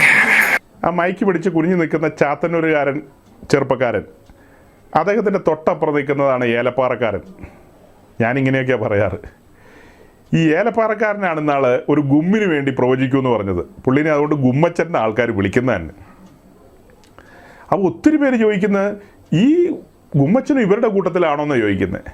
ഞാൻ 2012, 13, 14 കാലഘട്ടത്തിലൊക്കെ എറണാകുളം പട്ടണത്തിൽ നിന്ന് നിരന്തരം പ്രസംഗിച്ചുകൊണ്ടിരുന്ന കാലത്തൊക്കെ ഞാൻ ഇവരുടെയൊക്കെ കാര്യപരിപാടികളെ ഓപ്പണായിട്ട് പറഞ്ഞിട്ടുണ്ട്. 2014 തോന്നുന്നു ഇവരുടെ ഈ ഫയർ വിങ്സ് അതിൻ്റെ താഴും താക്കോലും ഒക്കെ മേടിക്കേണ്ട സമയമായി എന്നുള്ള നിലയിൽ ഒരു ഒരു ഒരു ഒരു ഒരു പദപ്രയോഗം നടത്തിയിട്ടുണ്ട്.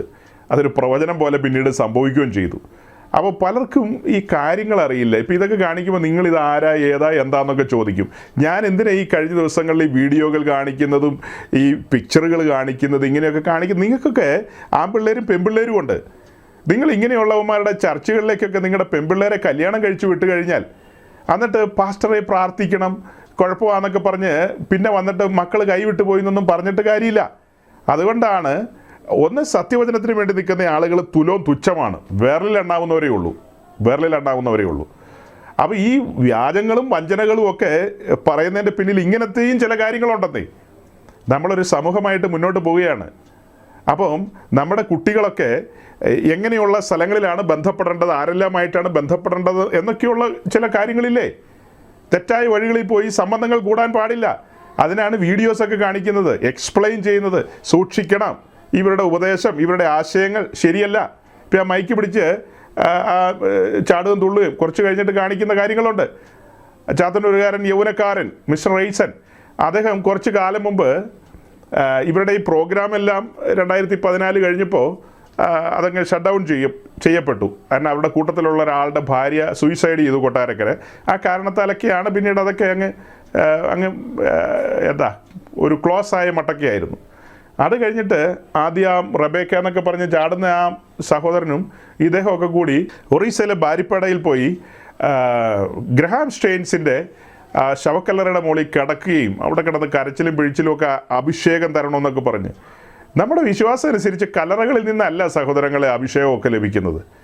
ഏതെങ്കിലും അഭിഷിക്തന്മാർ മരിച്ച ആ ഒരു സ്ഥലത്ത് നമ്മൾ കടന്നു ചെന്ന് നിൽക്കുമ്പോൾ നമ്മുടെ ഉള്ളിലൂടെ ഒത്തിരി ചിന്തകൾ വരും. ദൈവത്തിന് വേണ്ടി അവരൊത്തിരി പ്രയോജനപ്പെട്ടല്ലോ, ദൈവം അവരെ ഉപയോഗിച്ചല്ലോ, ഓക്കെ സ്തോത്രം, ദൈവം അവരെ ഉപയോഗിച്ചു, സ്തോത്രം, അവരെ ഉപയോഗിച്ച ദൈവം എന്നെയും ഉപയോഗിക്കും, അതിന് ശക്തനാണ് ആ ദൈവം എന്ന് അത്രമാത്രമേ ഉള്ളൂ. അത്രമാത്രം ചിന്തിച്ചാൽ പോരെ. അതിലപ്പുറം കല്ലറയിൽ കെട്ടിപ്പിടിച്ച് കല്ലറയിൽ നിന്ന് അഭിഷേകം വേണമെന്നൊക്കെ പറഞ്ഞു കഴിഞ്ഞാൽ അതൊക്കെ നടക്കണ കാര്യമാണോ? അങ്ങനത്തെ ഒരാൾ ആണ് ഈ പറയപ്പെട്ട സഹോദരൻ. നമുക്കിവരൊന്നുമായിട്ട് 1% സഹകരിക്കാൻ കഴിയില്ല സഹോദരങ്ങളെ, സഹകരിക്കാൻ കഴിയില്ല. അപ്പോൾ ആ പിക്ചറുകളിൽ കണ്ട അവരൊക്കെ ഇവരോട് സഹകരിക്കുന്നുണ്ടല്ലോ, അതിന് മറുപടി പറയാം, video കണ്ടിട്ടാട്ടെ.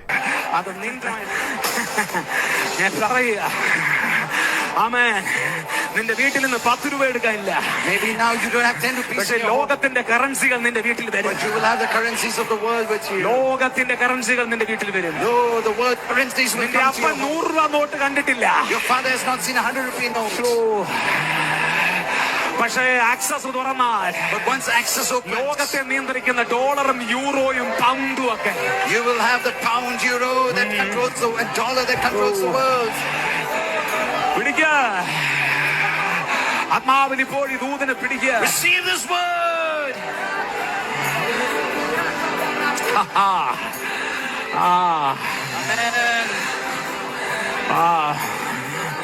Jmarte liya jmartala jmaido biate marajiante jiarto jainte riante വിടണ്ട ഇത് നിനക്കുള്ളതാ. ഒരു ബലാൽക്കാരികളുടെ This is തലമുറ. for the violent people. ആമേൻ. നിന്റെ അപ്പൻ 100 രൂപ കണ്ടിട്ടില്ല. My father has not seen 100 rupees. പക്ഷെ നീ കാണും. Your father has not seen, but you will നീ see. ദാരിദ്ര്യത്തിൽ ജീവിക്കാനല്ല ദൈവം നിന്നെ God വിളിച്ചത്. hasn't called you to live in poverty. ബലാൽക്കാരികളുടെ സീസണാണ്. This is the season for the violent.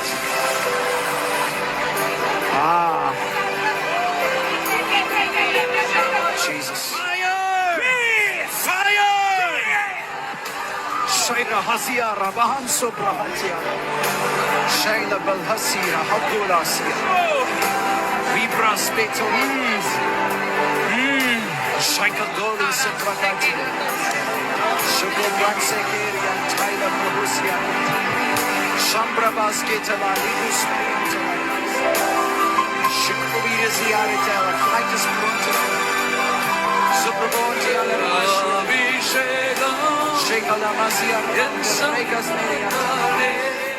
പ്രാർത്ഥിച്ചു. ഇവിടെ ഒരു ഭയങ്കര ഒരു വൈൽഡ് അനോയിന്റിങ് വ്യാപരിക്കും. a violent anointing. ഒരു വൈൽഡ് അനോയിന്റിങ് വ്യാപരിക്കും. Violent anointing. ഇറങ്ങി താഴെ നിൽക്കുക. വൈൽഡ് അനോയിന്റിങ് വ്യാപരിക്കും. Let a violent anointing manifest. അജ്മാൻ ഠാലേ ഷിയാഠ.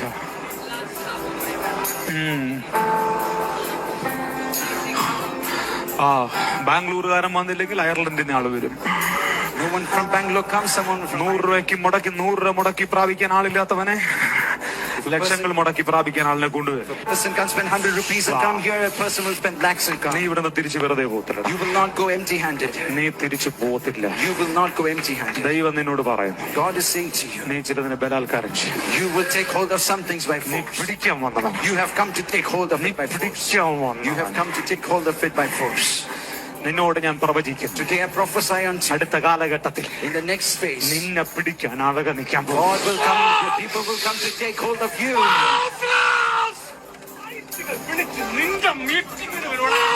People will come to your meetings, they will catch flights to come to your meetings. ബലാത്കാരികൾക്കുള്ള Because this is for the violent. കാണാൻ നിൽക്കണ്ട പോ. നദിയെക്കുറിച്ച് പ്രസംഗിക്കുക. As I was preaching about the river of the Spirit, നദിയെക്കുറിച്ച് പ്രസംഗിച്ചു വരുമ്പോൾ as I was coming along preaching, എന്റെ വാക്ക് കേൾക്കുക.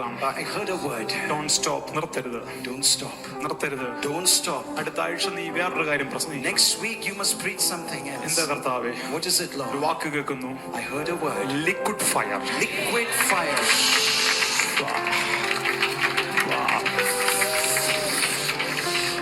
ഉറക്കെ പറ, liquid fire. Everybody say loudly, liquid fire. ഇതുവരെ ഇന്ത്യ കണ്ടത് വെള്ളം ഒഴുകുന്നതാണ്. If till now India saw water flowing, ഇനി നീ കാണാൻ പോകുന്നത് നദിയിൽക്കകത്ത് തീ ഒഴുകും. India is going to see a river of liquid fire. ആരോടോ പരിശുദ്ധാത്മാവ് പറയുന്നു, Holy Spirit is prophesying to മഴത്തുള്ളികൾ പോലെ like raindrops.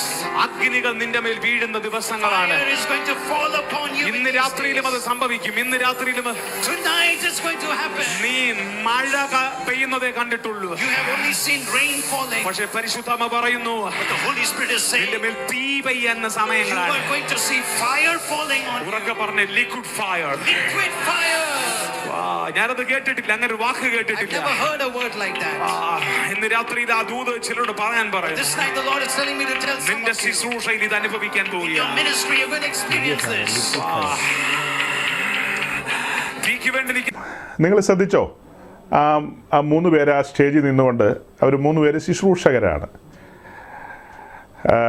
എന്തൊക്കെയോ ചില കാര്യങ്ങൾ പറഞ്ഞു കഴിഞ്ഞിട്ട് പെട്ടെന്ന് ഒരു ആത്മാവിൻ്റെ സ്പർശനം വന്നതായിരിക്കാം. അവർ കിടന്ന് തുള്ളിച്ചാടുകയും എന്തൊക്കെയോ ചില കാര്യങ്ങൾ കാട്ടിക്കൂട്ടുകയായിരുന്നു. അത് കഴിഞ്ഞിട്ട് ഇപ്പോൾ കണ്ട രണ്ടാമത്തെ വീഡിയോയിൽ ഞാൻ പറഞ്ഞ ഈ ചാത്തന്നൂരുകാരൻ സഹോദരൻ, അദ്ദേഹം എന്ത് ഭ്രാന്ത പറയുന്നത്. ഈ ചെറുപ്പക്കാരായി ഇവരൊന്നും ക്രൂശിൻ്റെ വചനം കേട്ട് വന്നവരല്ല, ഇവർ വെട്ടിപ്പിടിക്കാൻ വന്ന ആൾക്കാരാണ്. ഇവർ ശരിക്കും ശിഷ്യപ്പെടേണ്ടത് മുകേഷ് അംബാനിയുടെ ചർച്ചിലാണ്. മുകേഷ് അംബാനിയുടെ ചർച്ചുണ്ടല്ലോ, അംബാനിക്ക് ശിഷ്യപ്പെട്ടിട്ട് എങ്ങനെ കോടീശ്വരന്മാരാകാമെന്ന് പഠിക്കേണ്ടവരാണ് ഇവർ. അല്ലാതെ ഇവർക്ക് പെന്തിക്കോസ്തൊന്നും അല്ല ഇവർക്ക് പറഞ്ഞിരിക്കുന്നത്. ഇവർ ശരിക്കും തെറ്റായ സ്ഥലത്താണ്. ഇവർ പെന്തിക്കോസുകാരും അല്ല കേട്ടോ, അത് ഞാൻ പിന്നാലെ പറയാം. പക്ഷേ ഇവർ ചുറ്റിക്കറങ്ങുന്ന പെന്തിക്കോസിൻ്റെ ചുറ്റുപാടുമാണ്. ഓക്കെ, ഈ വീഡിയോയിലൂടെ അദ്ദേഹം പറയുന്ന ചില കാര്യങ്ങളില്ലേ, ആരുടെയോ അപ്പന് കണ്ണ് കാണാൻ മേലാത്തതുകൊണ്ടാണെന്ന് അറിയില്ല, 100ൻ്റെ നോട്ട് കണ്ടിട്ടില്ല, പിന്നെ ഇനി 100ൻ്റെ നോട്ട് കാണാൻ പോകുന്നു. അത് മാത്രമല്ല, ലോകത്തിൻ്റെ കറൻസികളെല്ലാം വരാൻ പോവുക. അതിൽ ഡോളറും ദിനാറും ദിർഹവും എല്ലാം പെടും. കുവൈറ്റ് ദിനാറും പെടുമായിരിക്കും. അങ്ങനെ എല്ലാ സാധനവും പെടും. അങ്ങനെ ദിനാറുകൾ വരികയാണ്. അപ്പോൾ ഉണർവ് എന്തിനാ?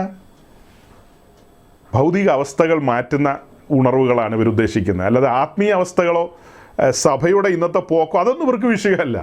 ഇവർക്ക് സഭ എന്താ, അതിൻ്റെ പോക്കെന്താ, സഭയുടെ സന്ദേശം എന്താ, അതൊന്നും ഇവരെ ബാധിക്കുന്ന കാര്യമല്ല. ഇവർക്ക് കുറച്ച് ആൾക്കാർക്ക് ഇങ്ങനെ മാനിഫെസ്റ്റേഷൻ, അതാണ് ഇവരുടെ വിഷയം. ഇവർക്ക് പരിശുദ്ധാത്മാവിൽ കുറേ കാര്യങ്ങളെ കാണിക്കണം. ഇവർ രാവിലെ എഴുന്നേറ്റ് വരുന്ന മരിച്ചവരെ ഓർപ്പിക്കാൻ പറ്റുമോ എന്നൊരു ചിന്തയിലാണ്. ഇവർ രാവിലെ കിടക്കപ്പായിൽ നിന്ന് എഴുന്നേറ്റ് വരുന്ന ഇന്ന് മരിച്ചവരെ ഉയർപ്പിക്കാൻ പറ്റുമോ, ഇന്ന് പമ്പയാറ് 2ആയിട്ട് പിളർത്താൻ പറ്റുമോ, അതെന്താ, ഞാൻ ചെയ്തതിലും അധികം നിങ്ങൾ ചെയ്യുമെന്ന് പറഞ്ഞൊരു കർത്താവ് ഞങ്ങളോട് കൂടെ ഇല്ലേ, പമ്പയാറ് 2ആയിട്ട് പിളരട്ടെ, പുതപ്പെവിടെ എടുത്ത് അടിക്കൂ, അങ്ങനെയൊക്കെ പറഞ്ഞുകൊണ്ടാണ് ഈ ചെറുപ്പക്കാരെല്ലാം വരുന്നതും പോകുന്നതും. ഇതിനാണോ നമ്മൾ രാവിലെ ഉണരേണ്ടത്? ആത്മീയമായി മരിച്ചു കിടക്കുന്ന മനുഷ്യരോട് സുവിശേഷം അറിയിക്കാം, സന്ദേശം കൈമാറാം, അങ്ങനെ ദൈവത്തിന് പ്രയോജനപ്പെടാൻ നമുക്ക്. ദൈവം നമ്മളെ ഉപയോഗിച്ചോട്ടെ. മരിച്ചവരെ ഓർപ്പിക്കുമെങ്കിൽ അതൊന്നും സാരമില്ലെന്നേ. അതിനല്ല പ്രാധാന്യം, സന്ദേശത്തിനാണ് പ്രാധാന്യം. സന്ദേശം നമ്മൾ അറിഞ്ഞിരിക്കണം. ദൈവരാജ്യത്തിൻ്റെ സന്ദേശം എന്താണെന്ന് അത് നല്ല സ്ഫുടമായിട്ട് പറയാൻ കഴിയണം, അടുക്കും ചിട്ടയോടെ പറയാൻ കഴിയണം. കാര്യങ്ങൾ ഇങ്ങനെയാണെന്ന്.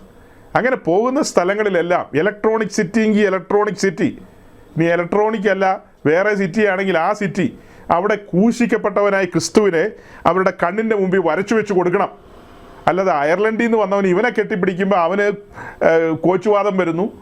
പിന്നെ വേറൊരു വീഡിയോയിൽ, ഇനിയുള്ള വീഡിയോയിലായിരിക്കും, ഏതോ ഒരുത്തം വന്ന് ഇവനെ കെട്ടിപ്പിടിക്കാൻ വരുന്നു, ഇവൻ പേടിച്ച് ഇവനെ എന്തൊക്കെയോ വെപ്രാളം കാണിക്കുന്നു. അങ്ങനത്തെ കോമാളിത്തരങ്ങളൊക്കെയാണ് കാട്ടിക്കൂട്ടുന്നത്. എന്തെല്ലാമാണെന്നറിയാവോ? ടോട്ടലി കോമാളിത്തരം, ഒറ്റ വാക്കി പറഞ്ഞ അങ്ങനെയാണ്. അപ്പം നിങ്ങൾക്ക് സന്തോഷമായി കാണും സജി പാസ്റ്റർ ക്രിട്ടിസൈസ് ചെയ്തെന്ന്. നോ, ഞാൻ അങ്ങനെയൊന്നും ഇവരെ ക്രിട്ടിസൈസ് ചെയ്യില്ല. അങ്ങനെ നിങ്ങളങ്ങനെ സൂഹിക്കണ്ട. ഞാൻ എല്ലാവരും പറയുന്ന പോലെ പറയുന്ന ആളല്ല സഹോദരങ്ങളെ. ഞാൻ സൂക്ഷിച്ച് നോക്കുമ്പോൾ ഇത് ഒറ്റ ദിവസം കൊണ്ട് സംഭവിക്കുന്ന കാര്യങ്ങളല്ല ഇതൊന്നും. ഇങ്ങനത്തെ ചെറുപ്പക്കാർ, ഇങ്ങനത്തെ ചാട്ടം, ഇങ്ങനത്തെ തുള്ളൽ, ഇങ്ങനത്തെ കൊര, ഇങ്ങനത്തെ ഛർദി, ഇതൊന്നും ഒറ്റ ദിവസം കൊണ്ട് സംഭവിച്ചതല്ല. ഞാൻ ഈ കഴിഞ്ഞ ദിവസം ഒരു ആർട്ടിക്കിൾ വായിച്ചപ്പോൾ അതിൽ നിന്ന് മനസ്സിലാക്കിയ ഒരു കാര്യമാണ്, ഭീകരവാദികളൊക്കെ ഒന്നുറങ്ങി എഴുന്നേറ്റ് വരുമ്പോഴത്തേക്കും അവൻ ഭീകരവാദിയൊന്നും ആകുന്നതല്ല. ഒരു ഭീകരവാദിയെ സൃഷ്ടിച്ചെടുക്കണമെങ്കിൽ അതിൻ്റെ സമയം വേണം, അതിൻ്റെ കാലങ്ങൾ വേണം, സാഹചര്യങ്ങൾ അനുകൂലമാകണം, പല പല കാര്യങ്ങളുണ്ട്, പല പല ഫാക്ടേഴ്സുണ്ട്. അതെല്ലാം കൂടെ ഒത്തുചേർന്ന് വരുമ്പോഴാണ് ഒരു തീവ്രവാദി ഉണ്ടാകുന്നത്. അതുപോലെ ഈ കാണായ ആളുകളെല്ലാം കിടന്ന് തുള്ളും ചാടുകയും ചെയ്യുന്ന കണ്ടിട്ട് ആളുകളെല്ലാം വീഡിയോ അയച്ച് ഇങ്ങനെ ഭയങ്കര കഥ പറഞ്ഞുകൊണ്ടിരിക്കുക. 3-4 ദിവസമായി പ്രമുഖരായ പലരും അവരുടെ സോഷ്യൽ മീഡിയ ഹാൻഡിലുകളിൽ ഇവരുടെ വീഡിയോ ഇട്ടുകൊണ്ട് അതിന് ഞാനും കമൻറ്റൊക്കെ എഴുതിയിട്ടുണ്ട്. അതൊക്കെ വേറെ കാര്യം. പക്ഷേ എല്ലാവരും ഭയങ്കരമായിട്ട് വർത്തമാനം പറയാണ്. ഇവരെല്ലാം കുഴപ്പക്കാരാണ്, വഴിതെറ്റിയവരാണ്, അങ്ങനെയാണ് ഇങ്ങനെയാണെന്നാണ് എല്ലാവർക്കും പറയാനുള്ളത്. എനിക്കിവരോട് സഹാനുഭൂതിയാണ് സഹോദരങ്ങളെ, എനിക്കിവരോട് സഹാനുഭൂതിയാണ്. ഞാൻ ഒരു കാലത്ത് ഇവരിൽ പലരുടെയും കൂടെ സഞ്ചരിച്ചിട്ടുണ്ട്. ഒരു 2005 മുതൽ ഒരു 2008 വരെ ഒന്ന് കൂട്ടിക്കോ, ഒരു 2-3 ഇയേഴ്സ് ഞാൻ ഇവരിൽ പലരുടെയും കൂട്ടത്തിൽ, ഇതിൽ ചില പ്രമുഖന്മാരുണ്ട്, അവരോട് കൂടെ ഒക്കെ സഞ്ചരിച്ചിട്ടുണ്ട്. ഞാൻ അവരെയൊക്കെ വെച്ച് ഒത്തിരി മീറ്റിങ്ങുകളൊക്കെ വെച്ചിട്ടുണ്ട്. അവരുടെ പൊട്ടൻഷ്യൽ എന്താണെന്ന് എനിക്കറിയാം, അവരുടെ കയ്യിൽ എന്തെല്ലാം ചരക്കുകളുണ്ടെന്നും എത്രമാത്രം കാര്യങ്ങൾ അവർക്കറിയാമെന്നും ഒക്കെയുള്ള കാര്യം എനിക്കറിയാം, എനിക്ക് അത്യാവശ്യമൊക്കെ അറിയാം. അപ്പം അത് ഇന്നതാണെന്ന് ഞാൻ മനസ്സിലാക്കിയെടുത്തതാണ്. പക്ഷേ ഇവരെ നമ്മൾ എടുത്ത് പഠിച്ചു കഴിഞ്ഞാൽ ഇവരിങ്ങനെ കുത്തിക്കെട്ടി എല്ലാം കൂടെ ഈ ബാംഗ്ലൂർ സിറ്റി വന്ന് ഈ കിടന്ന് ചാടവും തുള്ളും ഒക്കെ ചെയ്യുന്നതിൻ്റെ പിന്നിൽ വേറൊരർത്ഥത്തിൽ പറഞ്ഞാൽ ദൈവത്തെ പ്രസാദിപ്പിക്കാനുള്ളൊരു വെപ്രാളമാണിത്, അല്ലേ? വേറൊരർത്ഥത്തിൽ പറഞ്ഞാൽ ദൈവത്തെ പ്രസാദിപ്പിക്കാനുള്ളൊരു പെടാപ്പാടാണ് ഈ കാട്ടിക്കൂട്ടുന്നത്, ഒരു പെടാപ്പാട്. ഇങ്ങനെ തന്നെ എല്ലാ മതക്കാരും ഹിന്ദുക്കൾ എന്തിനാ അമർനാഥിലേക്ക് പോകുന്നത്? അവരെന്തിനാ കാശിക്കും രാമേശ്വരത്തിനും പോകുന്നത്? ദൈവത്തെ പ്രസാദിപ്പിക്കാനാ. മുസ്ലിങ്ങൾ എന്തിനാ ഹജ്ജിന് പോകുന്നത്? അവരവരുടെ ദൈവത്തെ പ്രസാദിപ്പിക്കാനാ. കത്തോലിക്കരെന്തിനാ വേളാങ്കണ്ണിക്ക് പോകുന്നത്? യാക്കോബക്കാരെന്തിനാ മഞ്ഞണിക്കരയ്ക്ക് പോകുന്നത്? ഓർത്തഡോക്സുകാരെന്തിനാ പരുമലയ്ക്കോ അല്ലെങ്കിൽ വേണ്ട കുന്നംകുളത്ത് നിന്ന് പരുമലയ്ക്ക് പോകുന്നു? കുന്നംകുളത്ത് നമ്മുടെ ആർത്താറ്റ് പള്ളി അവിടെ ഉണ്ടല്ലോ, ആർത്താറ്റ് പള്ളിയുടെ ചുറ്റും കിടന്ന് ശയന പ്രദക്ഷിണവും കഴിഞ്ഞിട്ടാണ് ഈ ആണുങ്ങളും പെണ്ണുങ്ങളും ഒക്കെ നടന്ന് പരുമലയ്ക്ക് പോകുന്നത്. ഇതെല്ലാം ദൈവത്തെ പ്രസാദിപ്പിക്കാൻ, അല്ലാതെ നമ്മൾ പറയാം അത് പരിജ്ഞാനത്തിലല്ലെന്നൊക്കെ. അത് നമുക്ക് മനസ്സിലായ കാര്യങ്ങളല്ലേ. ശരിക്കും പറഞ്ഞാൽ അവർ ദൈവത്തെ പ്രസാദിപ്പിക്കാൻ വേണ്ടിയാണ് കാട്ടിക്കൂട്ടുന്നതൊക്കെ. അത് ഏത് ആത്മാവിലാണ് പാസ്റ്റർ എന്ന് ചോദിച്ചാൽ അതൊക്കെ അവിടെ നിൽക്കട്ടെ, അതൊക്കെ ശരിയാണ്. നിങ്ങൾ പറയുന്ന കാര്യങ്ങളൊക്കെ ന്യായമാണ്, അത് പരിജ്ഞാനത്തിലല്ലെന്നേ, വേറെ ആത്മാവിൽ അതൊക്കെ ശരി തന്നെയാണ്. ഇത് എന്തുകൊണ്ട് ഇങ്ങനെ സൃഷ്ടിക്കപ്പെടുന്നു, എന്തുകൊണ്ട് ഇങ്ങനെ സംഭവിക്കുന്നു എന്നുള്ളത് പഠിക്കണ്ടേ? മലയാളി പെന്തിക്കോസ്റ്റിൻ്റെ ചരിത്രം പഠിക്കുമ്പോൾ ഇങ്ങനത്തെ ചെറുപ്പക്കാരൊന്നും 80കൾക്ക് മുമ്പ് പെന്തിക്കോസ്റ്റിലില്ല. പെന്തിക്കോസ്റ്റിൽ 80കൾക്ക് മുമ്പ് നിങ്ങൾ പ്രായമുള്ള ആളുകളോട് പോയി ചോദിക്ക്, ഇങ്ങനത്തെ തുള്ളുന്നതും ഇങ്ങനത്തെ കുരയ്ക്കുന്നതും കാന്താരി മുളക് കടിച്ചിട്ട് എരിയുന്ന പോലെ ഇങ്ങനെ എരിഞ്ഞു കയറി വരുന്നവരൊന്നും 80കൾക്ക് മുമ്പ് പെന്തിക്കോസ്റ്റിൽ അങ്ങനെ ഇല്ല. ഇവിടെ ദൈവദാസന്മാരും ഇരിപ്പുണ്ടല്ലോ, നിങ്ങൾ അവരോടൊക്കെ ചോദിച്ചോ. പിന്നീടാണ് ഇങ്ങനത്തെ ഈ സംഭവങ്ങളൊക്കെ ഉദയം ചെയ്ത് വരുന്നത്. 80കൾക്ക് ശേഷം മലയാളി പെന്തിക്കോസ്റ്റിന് ഒത്തിരി പരിണാമങ്ങൾ സംഭവിച്ചു, മ്യൂട്ടേഷൻ സംഭവിച്ചു എന്നൊക്കെ പറയുമല്ലോ, അതുപോലെ ഒത്തിരി കാര്യങ്ങൾ സംഭവിച്ചു. അതുവരെ വ്യാപകമല്ലാതിരുന്ന അമേരിക്കൻ ടീച്ചിങ് 1950-55കളിൽ അമേരിക്കയിൽ പൊട്ടിപ്പുറപ്പെട്ട ടീച്ചിങ്ങാണ് prosperity theology, prosperity gospel preaching ഒക്കെ ആ കാലഘട്ടങ്ങളിലാണ് തുടങ്ങി വെച്ചത്. ഈ ടെക്നോളജി അത്ര ഡെവലപ്പ് അല്ലാതിരുന്നുകൊണ്ട് അത് ഇവിടം വരെ വരാൻ 7 കടലിനക്കരയാണല്ലോ, 7 കടലിനക്കരയിൽ നിന്ന് ഇവിടം വരെ വരാൻ ഇത്തിരി കാലതാമസം എടുത്തു. മെല്ലെ പതിയാണ് ഇവിടെ എത്തിയത്. അങ്ങനെ എത്തിപ്പിടിച്ചൊക്കെ വന്നപ്പോഴത്തേക്ക് 80കളൊക്കെ കഴിഞ്ഞു. ഇവിടെ പതിയെ വ്യാപകമായി. അപ്പോഴത്തേക്ക് നമ്മുടെ ആളുകൾ പേർഷ്യയിലേക്ക് പോയി അവിടെ ആധിപത്യം ഉറപ്പിച്ചു. അമേരിക്കയിലും കാനഡയിലും ഒക്കെ ആളുകൾ പോയി തുടങ്ങി. UK-യിലേക്കൊക്കെ 1-2 പേരൊക്കെ പോയി കഴിഞ്ഞിരിക്കുന്നു. ഇങ്ങനെയൊക്കെ വന്നപ്പോഴത്തേക്കും ഉപദേശത്തിൽ മ്യൂട്ടേഷൻ വന്നു. 1-2 തലമുറ കഷ്ടം സഹിക്കും, പിന്നെയുള്ള തലമുറ അങ്ങോട്ട് പോവും ഇങ്ങോട്ട് പോവും, ചില്ലറ വരും എന്നൊക്കെയുള്ള ഉപദേശങ്ങളൊക്കെ വന്നു. അങ്ങനെ ചില്ലറകളൊക്കെ വന്നപ്പോഴത്തേക്കും അത് തന്നെയല്ല, ആൾക്കാരൊക്കെ ധാരാളം വന്നു. പെന്തക്കോസ്റ്റ് ഗ്രൂപ്പുകളിലേക്ക് ധാരാളം ഒഴുക്കായിരുന്നു. അത് പല രീതിയിൽ ഒഴുകി. പെസഹായും ചോരത്തലി ആചരിച്ചു വന്നവരുണ്ട്, അല്ലാതെ വന്ന സമ്മിശ്ര ജാതികളുമുണ്ട്. ഇതെല്ലാം കൂടി ഒഴുകി വന്നപ്പോഴത്തേക്ക് ആൾത്തിരക്കായി. അങ്ങനെ ആൾത്തിരക്കായി കഴിഞ്ഞപ്പോൾ ഇതിന് സെക്രട്ടറി വേണം, ഖജാൻജി വേണം, പ്രസിഡന്റ് വേണം, ജനറൽ പ്രസിഡന്റ് വേണം, അങ്ങനെ ഒത്തിരി തസ്തികകളൊക്കെ ആവശ്യമായി വന്നു. അപ്പോൾ ഈ തസ്തികകളിലൊക്കെ നിൽക്കാൻ വേണ്ടിയിട്ട് ആളുകൾ പിന്നീട് പതിയെ തുടക്കത്തിലൊക്കെ ആളുകളോട് പറഞ്ഞ് ഭയങ്കരമായിട്ട് കാലൊക്കെ പിടിച്ചു, വരാവോ പ്രസിഡന്റ് ആവാവോ എന്നൊക്കെ ചോദിച്ചു. ഞാൻ പ്രസിഡന്റ് ഒന്നും ആകില്ലെന്നൊക്കെയാണ് പറയുന്നത്. പക്ഷെ കാലാന്തരത്തിൽ പ്രസിഡന്റ് ആകാൻ വേണ്ടി കൂട്ടേടിയായി. പിന്നെ നോട്ടീസ് അച്ചടിക്കുന്നു, ഞാൻ അങ്ങനെ ചെയ്യും, ഞാൻ ഇങ്ങനെ ചെയ്യും, എന്നെ ജയിപ്പിച്ചു കഴിഞ്ഞാൽ സ്വർഗത്തിലെ ആ തെരുവീതി, ഞാൻ ആ സ്വർണ്ണ തെരുവീതിയൊക്കെ മാറ്റി അവിടെ ഞാൻ പ്ലാറ്റിനം പൂശും, എന്നെ ജയിപ്പിക്കൂ. അങ്ങനെ ഇവർ വെപ്രാളത്തിലായി. 90കളായി, 95കളായി, 2000മായി. ഈ സമയത്ത് നമ്മൾ ഈ മത്തായി 13 വായിക്കുന്ന പോലെ മനുഷ്യന്മാരെല്ലാം ഉറങ്ങിയ സമയത്ത് മറ്റേ പുള്ളി കള വിതച്ചെന്ന് പറയുന്നില്ലേ? അത് എന്തിനാ അങ്ങനെ എഴുതിയത് പുസ്തകത്തിൽ? ഉറങ്ങാതിരിക്കുന്ന സമയത്ത് വിതയ്ക്കാൻ മേലേ? അങ്ങനെയല്ലെന്നേ, അത് ഇച്ചിരി ബുദ്ധിമുട്ടുള്ള കാര്യമാണ്. ഉറങ്ങുന്ന സമയത്ത് വന്ന് കള വിതച്ചെന്നാണ് നമ്മൾ മത്തായി 13 വായിക്കുന്നത്. ഓ, എത്ര കൃത്യമാണ്. അപ്പോൾ ഇങ്ങനെ മലയാളി പെന്തിക്കോസ് പതിയെ മന്ദമാരുതനടിച്ച് മയക്കത്തിലേക്ക് പോയി പതിയെ ഉറക്കത്തിലേക്ക് പോകുന്നൊരു സമയം. സംഘടനാ സ്പിരിറ്റുകൾ, സംഘടനാ സ്പിരിറ്റുകൾ, സ്ഥാനമാനങ്ങൾക്ക് വേണ്ടിയുള്ള കടിപിടികൾ, കുറഞ്ഞതൊരു സെൻട്രൽ പാസ്റ്ററെങ്കിലും ആയില്ലെങ്കിൽ ശവപ്പെട്ടിക്കകത്ത് ഞാൻ എങ്ങനെ കിടക്കും എന്നൊക്കെയാണ് പലരും ചിന്തിക്കുന്നത്. ഞാൻ ആ പെട്ടിക്കകത്ത് എങ്ങനെ കിടന്നു പോകും? ചുമ്മാ ഒരു പാസ്റ്ററായിട്ട് പെട്ടിക്കകത്ത് അങ്ങനെ കിടന്നാൽ എങ്ങനെ അവിടെ പോയി കിടക്കാൻ പറ്റുമെന്നാണ് ചിന്തിക്കുന്നത്. അവിടെ കുറഞ്ഞതൊരു സെൻട്രൽ പാസ്റ്ററെങ്കിലും ആകണം. പലതും ആകാനാണ് ആഗ്രഹമെങ്കിലും ഇങ്ങനെ ആഗ്രഹങ്ങൾ വന്നു, മോഹങ്ങൾ വന്നു. യാഗപീഠത്തിലെ തീ കെട്ടുപോയൊരു കാലം വന്നു. അവിടെ ഉറങ്ങുന്ന സമയത്ത് വന്ന് വിതച്ചെന്ന് പറഞ്ഞല്ലോ. ഇവിടെ ഞാൻ പറയാണ്, യാഗപീഠത്തിലെ തീയൊക്കെ അങ്ങ് കെട്ട് പോയ സമയത്ത് ഈ മുൻനിര ആളുകൾ, കേമന്മാർ, മിടുക്കന്മാരായ ആളുകളൊക്കെ സഭാരാഷ്ട്രീയത്തിൽ കൊടി പാറിക്കുന്ന സമയം, അവരുടെ പാനലുകൾ കട്ടയ്ക്ക് കട്ട ഇടിച്ചിടിച്ച് നിൽക്കുന്ന കാലം, ഇവരുടെയൊക്കെ കൂടെയുള്ള ഇവരുടെ പിള്ളേരുകളാണ് ഇതൊക്കെ. അല്ലാതെ ഇത് എവിടെ നിന്ന് വന്നാന്ന് നിങ്ങൾ വിചാരിച്ചു ഉഗാണ്ടയിൽ നിന്ന് വന്നാന്നാ? അയ്യോ, ഇതെല്ലാം മലയാളി പിള്ളേരാ, ഉഗാണ്ടയൊന്നുമല്ല. ഈ പിള്ളേരെല്ലാം ഈ വരണ്ട നിലത്ത് ആത്മീയമായൊരു സന്തോഷമില്ല. പല ചർച്ചകളിലും ആത്മാവിലുള്ള ആരാധന, അത് വരണ്ടുണങ്ങിയ ആരാധനകളാണ്. എന്തോ 2 വാക്ക് പറഞ്ഞ് അവിടെ ഇരിക്കുന്ന 4 സഹോദരിമാരൊന്ന് കടുക് പൊട്ടിക്കും. അതല്ലാതെ ഒരു ആത്മാവിൻ്റെ ചലനമോ വചനമൊന്നും അതിൻ്റെ ആഴത്തിൽ വെളിപ്പെടുന്നില്ല. ക്രൂശ് വെളിപ്പെടുന്നില്ല. കർത്താവിൻ്റെ തേജസ്സും മഹിമയും വെളിപ്പെടുന്നില്ല. കർത്താവിൻ്റെ മടങ്ങിവരവിനെ കുറിച്ചുള്ള പ്രസംഗങ്ങൾ അന്യമായി. ആത്മീയ ചൈതന്യം കെട്ടുപോയൊരു കാലം. അങ്ങനെ ഒരു കാലം ഈ ചെറുപ്പക്കാരൊക്കെ ഇവർ വേറെ വഴിയിലേക്ക് തിരിഞ്ഞെന്നേ. ഇവരെല്ലാം ഈ മെയിൻ ലൈൻ പെന്തിക്കോസിൻ്റെ അടുക്കളയിൽ ജനിച്ചു വീണതാണ് ഇതൊക്കെ. അല്ലാതെ പുറത്തുനിന്നൊന്നും വന്നതല്ല. പുറത്തുനിന്ന് വന്നതുമുണ്ട്, വേറെയുണ്ട്, അതൊക്കെ വേറെ കാര്യം. ഞാനിവരെ കുറ്റപ്പെടുത്തുന്നില്ലെന്ന് ചോദിച്ചാൽ, ഞാനിവരെ നഖശികാന്ത് എതിർക്കുന്ന ആളാണ്. ഒരു കാലത്ത് എതിർത്തിട്ടുണ്ട്. ഇപ്പോഴും ആ എതിർപ്പ് എൻ്റെ ഉള്ളിലുണ്ട്. എതിർത്തുകൊണ്ട് തന്നെയാണ് ഞാൻ ഈ സംഭവങ്ങളുടെ ചുരുൾ നിങ്ങളുടെ മുമ്പാകെ നിവർത്തുന്നത്. നിങ്ങളിതെല്ലാം കാണുമ്പോൾ എല്ലാവർക്കും പുച്ഛം തോന്നും, എല്ലാവർക്കും തോന്നും. വചനവിരുദ്ധമല്ലേ, കുഴപ്പമല്ലേ എന്നൊക്കെ. ഇവർ കണ്ണ് തുറക്കാത്തവരാണ്. ഇവർ ചെയ്യുന്നത് വചനവിരുദ്ധമാണെങ്കിൽ ഞാനിപ്പോൾ കാണിച്ച് 2 പോസ്റ്ററുകളിലിരിക്കുന്ന കേമന്മാരുണ്ടല്ലോ, വലിയ പേര് കേട്ട പ്രശസ്തരായവർ, അവരെന്തിനാ ഇവരുടെ കൂട്ടത്തിൽ തുള്ളാൻ കൂടുന്നത്? ഇവർ തുള്ളുകയാണ് ലിക്വിഡ് ഫയർ എന്നൊക്കെ പറഞ്ഞ്. ഇവർ വൈൽഡ് ആനിമൽ എന്നോ അല്ല, ഇവർ വൈൽഡ് അനോയിൻറ്റിങ് എന്നൊക്കെ പറഞ്ഞിട്ടാണ് ഇവർ ഓരോ കോപ്രായങ്ങൾ കാട്ടിക്കൂട്ടുന്നത്. ഇവർ റിബേക്ക എന്ന് പറഞ്ഞപ്പോഴത്തേക്കും തുള്ളുന്നു, ബഹളം വയ്ക്കുന്നു. അപ്പം നിങ്ങളെന്തിനാണ് ഇവരുടെ കൂട്ടത്തിൽ കൂടുന്നത്? ഇപ്പം ഇവരാണോ കുറ്റക്കാർ, അവരാണോ കുറ്റക്കാർ? 1ാം ക്ലാസ്സിൽ പഠിക്കുന്ന പിള്ളേർ കാണിക്കുന്ന മണ്ടത്തരത്തിനാണോ പ്രാധാന്യം കൊടുക്കേണ്ടത്, അതെയോ MAക്ക് പഠിക്കുന്നവൻ കാണിക്കുന്ന വിവരക്കേടിനാണോ പ്രാധാന്യം കൊടുക്കേണ്ടത്? നിങ്ങളൊന്ന് പറഞ്ഞേ.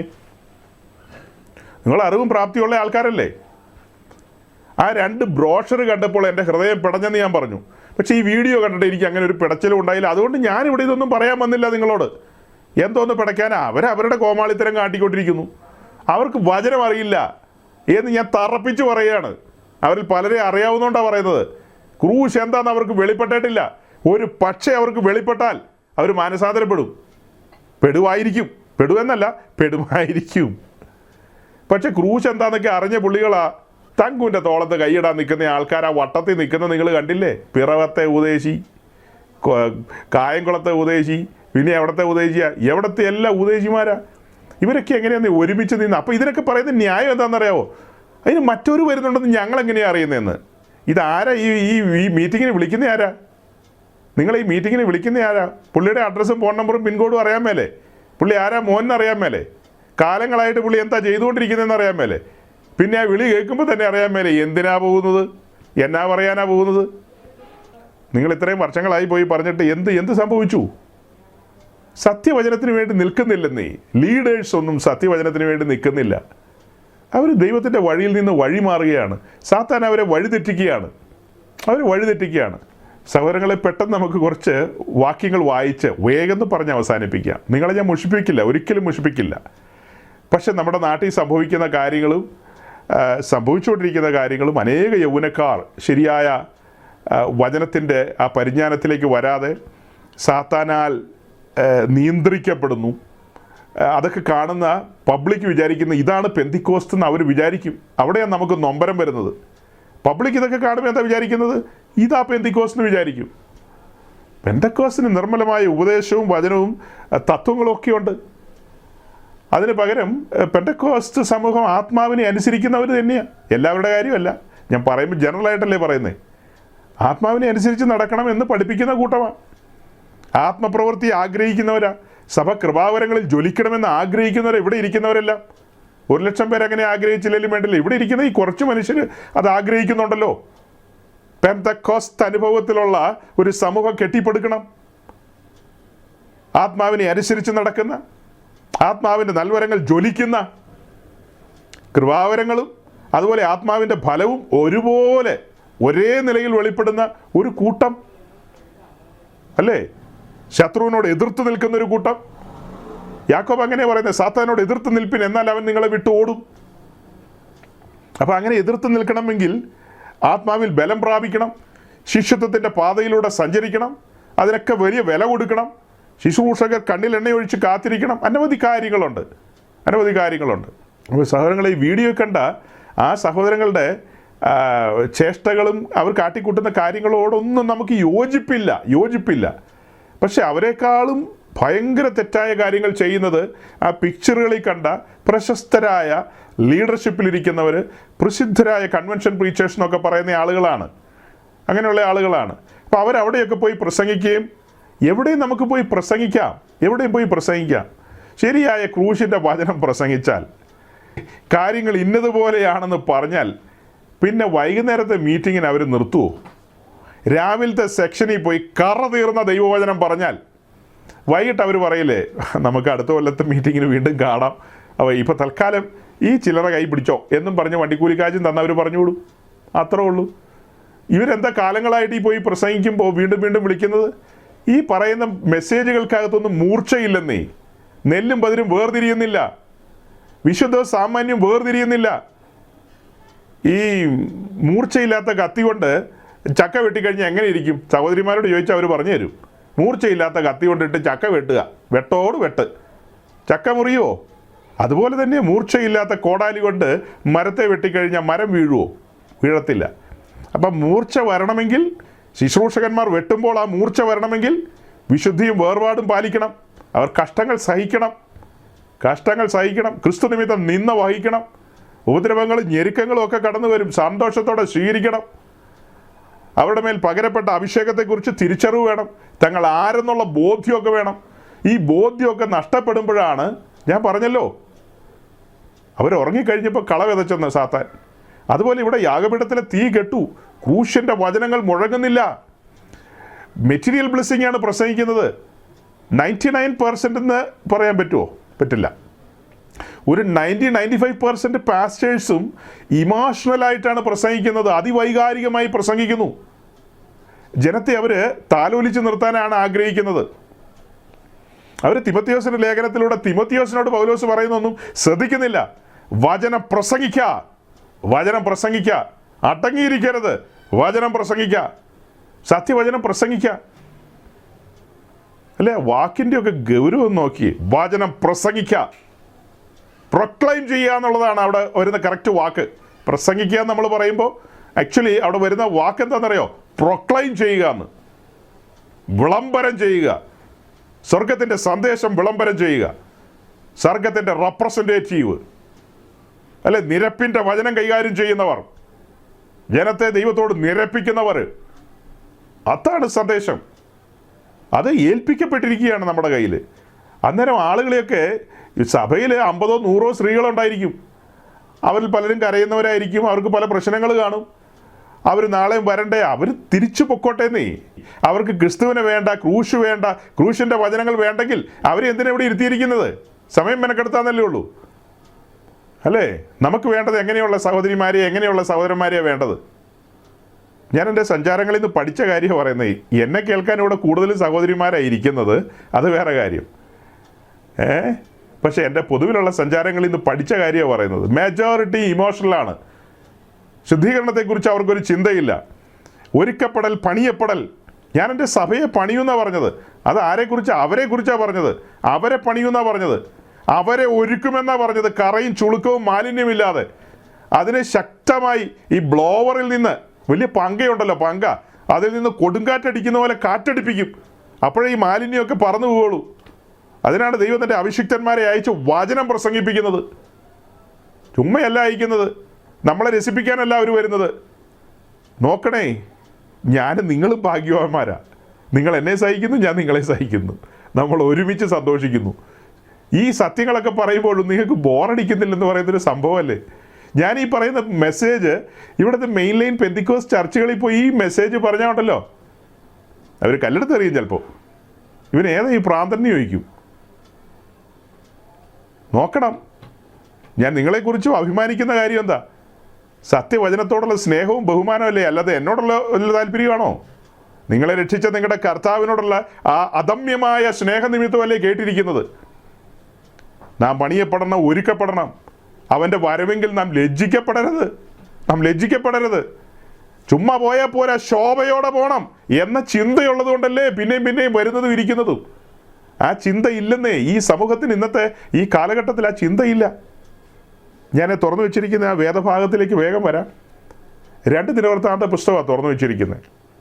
സഹോദരങ്ങളെ, നിങ്ങൾ ഉദ്ദേശിക്കുന്ന ഒരു വാക്യം വായിച്ചിട്ട് അതിൻ്റെ വിശദീകരണത്തിലേക്കല്ല ഞാൻ പോകുന്നത്. ഇന്ന് അങ്ങനെ ഒരു മെസ്സേജ് അല്ല പറയുന്നത്. ഞാൻ പൊതുവായ ഒത്തിരി കാര്യങ്ങൾ പറഞ്ഞ കൂട്ടത്തിൽ ഞാൻ ചരിത്രത്തെ കൂട്ടുപിടിക്കുകയാണ്. ഇസ്രായേലിൻ്റെ ചരിത്രത്തെ കൂട്ടുപിടിക്കുക. ഇസ്രായേൽ എന്ന് പറയുന്ന രാജ്യം 2ആയിട്ട് വിഘടിക്കപ്പെട്ടത് നമുക്കറിയാം. ശലോമോന് ശേഷം തെക്കേ ദേശമെന്നും വടക്കേ ദേശമെന്നും പറയും. അതിൽ വടക്കേ ദേശം എന്ന് പറയുന്നതാണ്, അഥവാ നോർത്തേൺ പ്രൊവിൻസ് ഇസ്രായേൽ. തെക്കേ ദേശം എന്ന് പറയുന്നതാണ് യഹൂദ. നമുക്കറിയാം, നമ്മൾ എത്രയോ വട്ടം പറയുന്ന ഇതൊക്കെ.